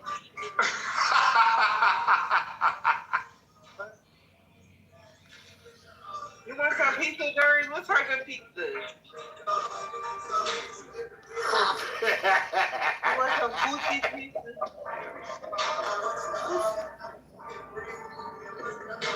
Yo, I'm like in limbo. I don't know what to eat. Yeah, I don't know what I want to eat either. Figure it out. No limit, you always eat. How you don't know what to eat? No limit, you always eat. That don't even make no sense. You gotta eat to live. Did you eat today? Of course I ate this. I ate this So morning. what's the problem? What I'm eating? Oh, what the fuck? I ate this morning. Of course I'm going to eat. Oh, okay then. So I'm saying, what's the problem when I'm eating? You always eat. Did you eat today? Yes, I Did you did. eat yesterday? Yes, I did. Did you eat the day before then? Yes, I did. I'm going to eat tomorrow too. I'm going to eat tomorrow too. Yeah, I'm going to eat later on today. I'm going to eat tomorrow too. Alright then. So I'm eating every day just like everybody else. What's the problem? But you eat a lot though. You eat excessive. Bro, you don't know nothing about it. Here you go. What the fuck is that noise? I'm gonna need, okay, don't let me. 50? All right, don't let me. I'm cool. I'm cool, don't let me. I'm cool. Who the fuck got a tea kettle? Right. That chicken get out my hand. That was 51st. Yeah.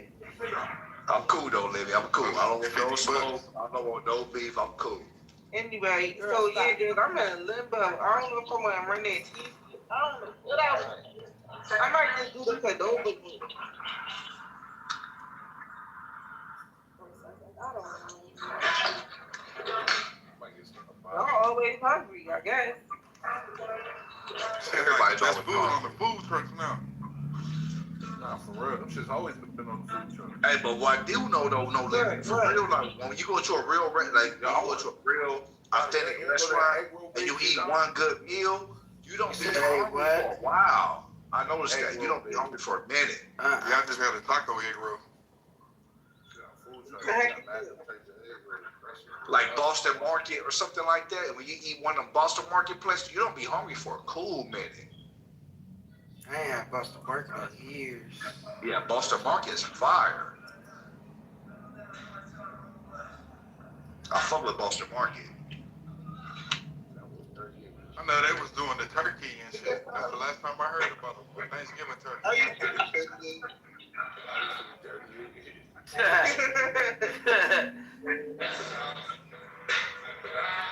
Boston Market, fuck IHOP and Denny's. But if you eat like a Boston Market or a restaurant, something similar to that, or Lolo's Chicken or something, you don't be hungry for a long time. You just don't. You can get faded, you can smoke your weed, drink your beer, drink your liquor, whatever you're doing. I think you need to snap. Somebody blew his shit up. My bad. Well, my bad. Thank you. I'm sorry, blowing my high. Fucking my shit up. All this screaming and yelling, bro. I don't know. But look, Jers, that's why I'm so blessed, bro. That nigga got wet brain. That's what it is. On my mama, when niggas be doing when shit. niggas be doing repetitive shit like that, bro. I got a cousin, he'll tell you the same story for 10 minutes. Man, Don't get mad when you because I was in my head wondering, like, damn, is something wrong with this nigga? I just was thinking it, like, That's I couldn't her. do it. He started making me nauseated. Like, you know like how repeat when- itself, repeat itself, repeat itself. You ain't see what I sent you on your DM, Donovan? Yeah, I seen that shit. I'm I did. about to work this nigga. I was trying to give him a chance, but that shit was getting blowing me. He was not about to stop talking. Yeah, that repetitive shit, I can't take that shit. What's up, my nigga? You still want to kill me? We cool. I gotta come to Chicago, man. I need a pass. Don't kill me. Don't kill me. What's about to kill you? Oh, okay, that's good. We friends then, nigga. That's chicken, right? We friends now. Alright, don't kill me, bro. Don't kill me, bro. I'm fucking with you. Let me look up something to do, but something on TikTok to see him eat. This bitch right here. This the problem. She's I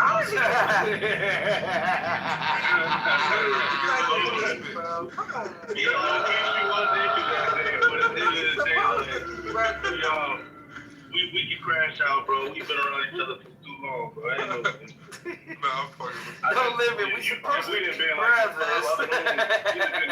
We supposed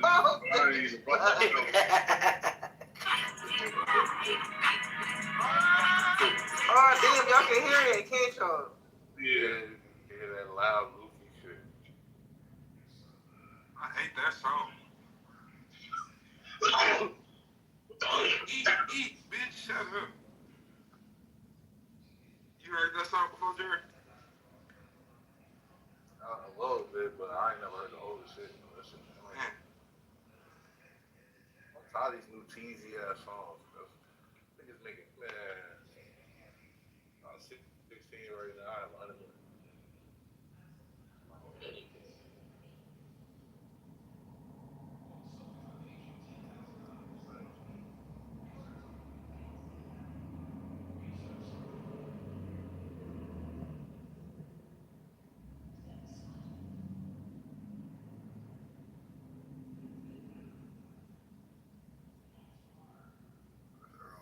Shit. Fuck.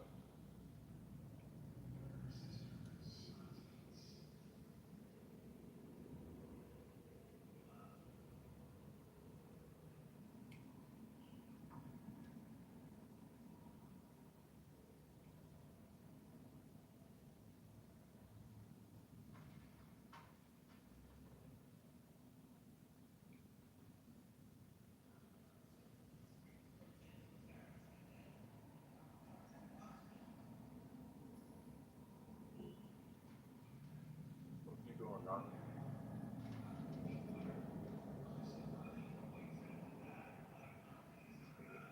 Order is the household cleaning shit. Sorry, fun shit. That nigga here like a lightheaded. Man, me too. Me too. He fucked my eye up. It was funny in the beginning, but He started squeezing out. I'm like, brother, this nigga on coke. man kept saying the same shit over. Yeah, he off something for sure. Cause he ain't like that all the time. Oh, that nigga fucked up. That nigga like that in the morning for breakfast. He just ain't never come back. Telling you, something ain't right. He probably like, he butt hurt. He got removed. I bet you he butt hurt. What he did, he know he coming good. You gotta go to rooms he don't really want to be in. Like, go in with J3, man. J3 be on that nigga head. Like, shut up. Chastise that nigga. Man, why you gotta talk to me like that? He be treating that nigga like a bitch. But you got to. Look how the nigga act. I see why now. For everything. Like, that nigga too sharp, kid.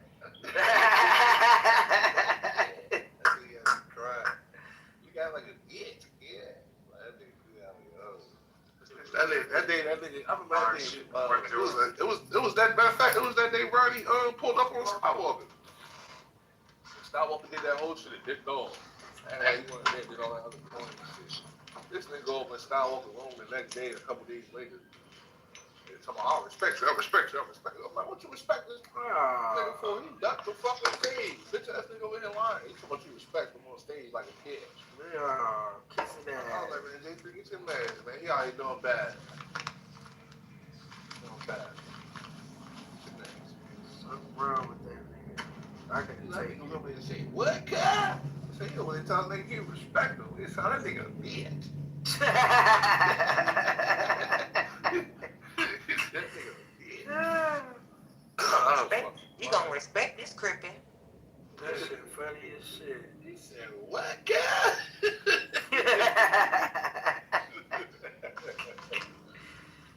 You know they tell nigga you respect him right now. That's your home. Listen, man, Cuz acting like a mark.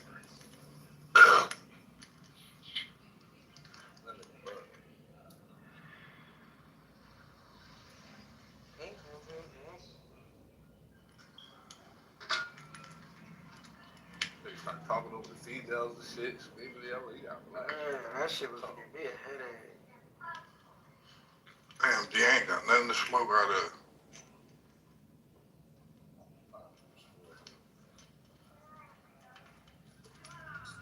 That's how I was yesterday. I smoked some big bag blast on my head. I'm finna smoke out of full. No. Finna make me a full shooter, baby. I'm crafty. I'm crafty for this shit, nigga. No. Damn.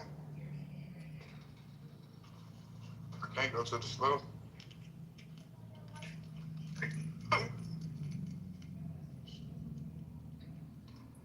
I got this shit called slow commotion. It's making me real slow.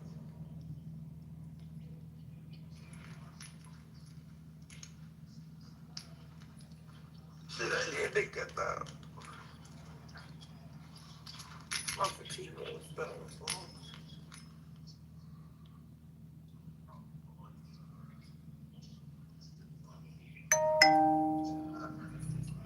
Hey, I'm finna go watch Coulda Been Love.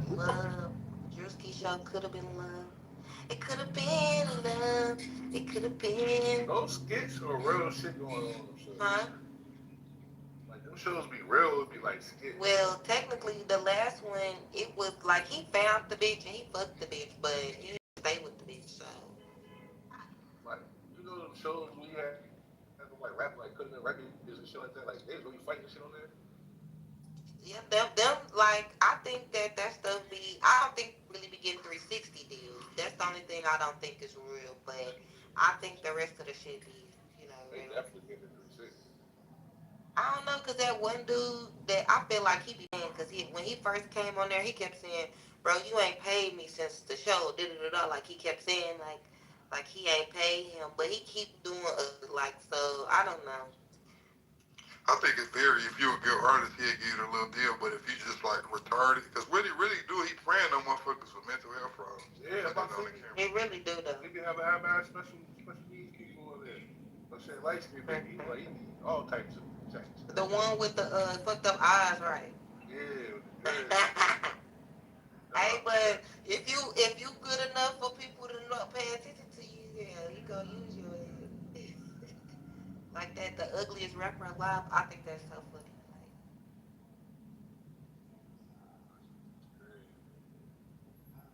Like, dang, you gonna grab the turkey instead of Brian? No, bitch, that's the turkey.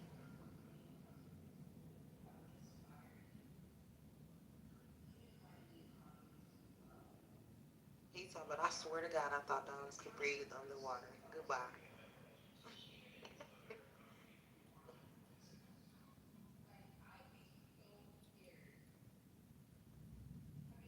It could have been love. It could have been. Hey, that nigga Shia Bluff was in New Orleans going crazy this weekend, nigga. He was partying hard. He got beat up. After that, he was right back on the strip, was turning up with the hoes. I think it burnt out Shia Bluff like crazy. He's some type of gang member too. Yeah. I just said he a gang banger. He a part of some Mexican shit.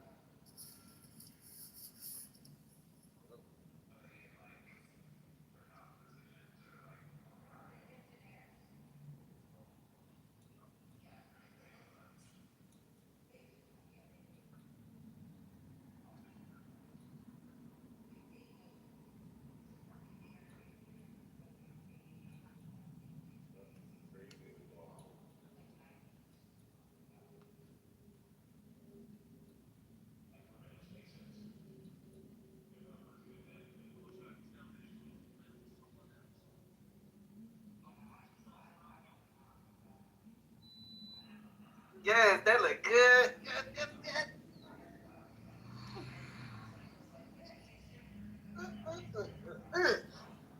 Poker face, they text you. Tell it. They kicked him for real. Oh man, I think the app tripping.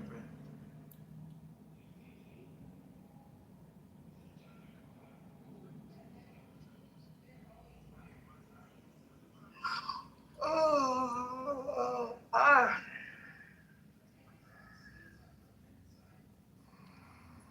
Could have been love. Could have been. I be like, Yeah, I'll be like, I'll be like, I be like, I'll be like, I like that song.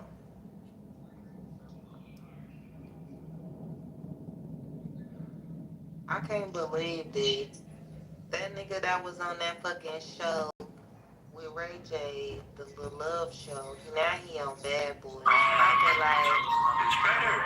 And I feel like, hey, I don't want to bitch. I want my bitch wetter. That Blueface, where's the bitch at party? Ain't get out already. Huh? Blueface with the bitch in car, she fucking hit it already. She fucking right? No, what? It's a funny thing that Joe has their Free America from Israel. That's funny. Free America from Israel. I don't even know what does that even mean? It doesn't mean anything. It's like there's a Muslim terror organization for every letter of the alphabet. A for Al Qaeda and Al Shabaab. B for Boko Haram. Somebody has to come up with a C. I think I once had one. D for Daesh. You get to H, you got a whole lot of them. They like H, the Houthis and Hamas.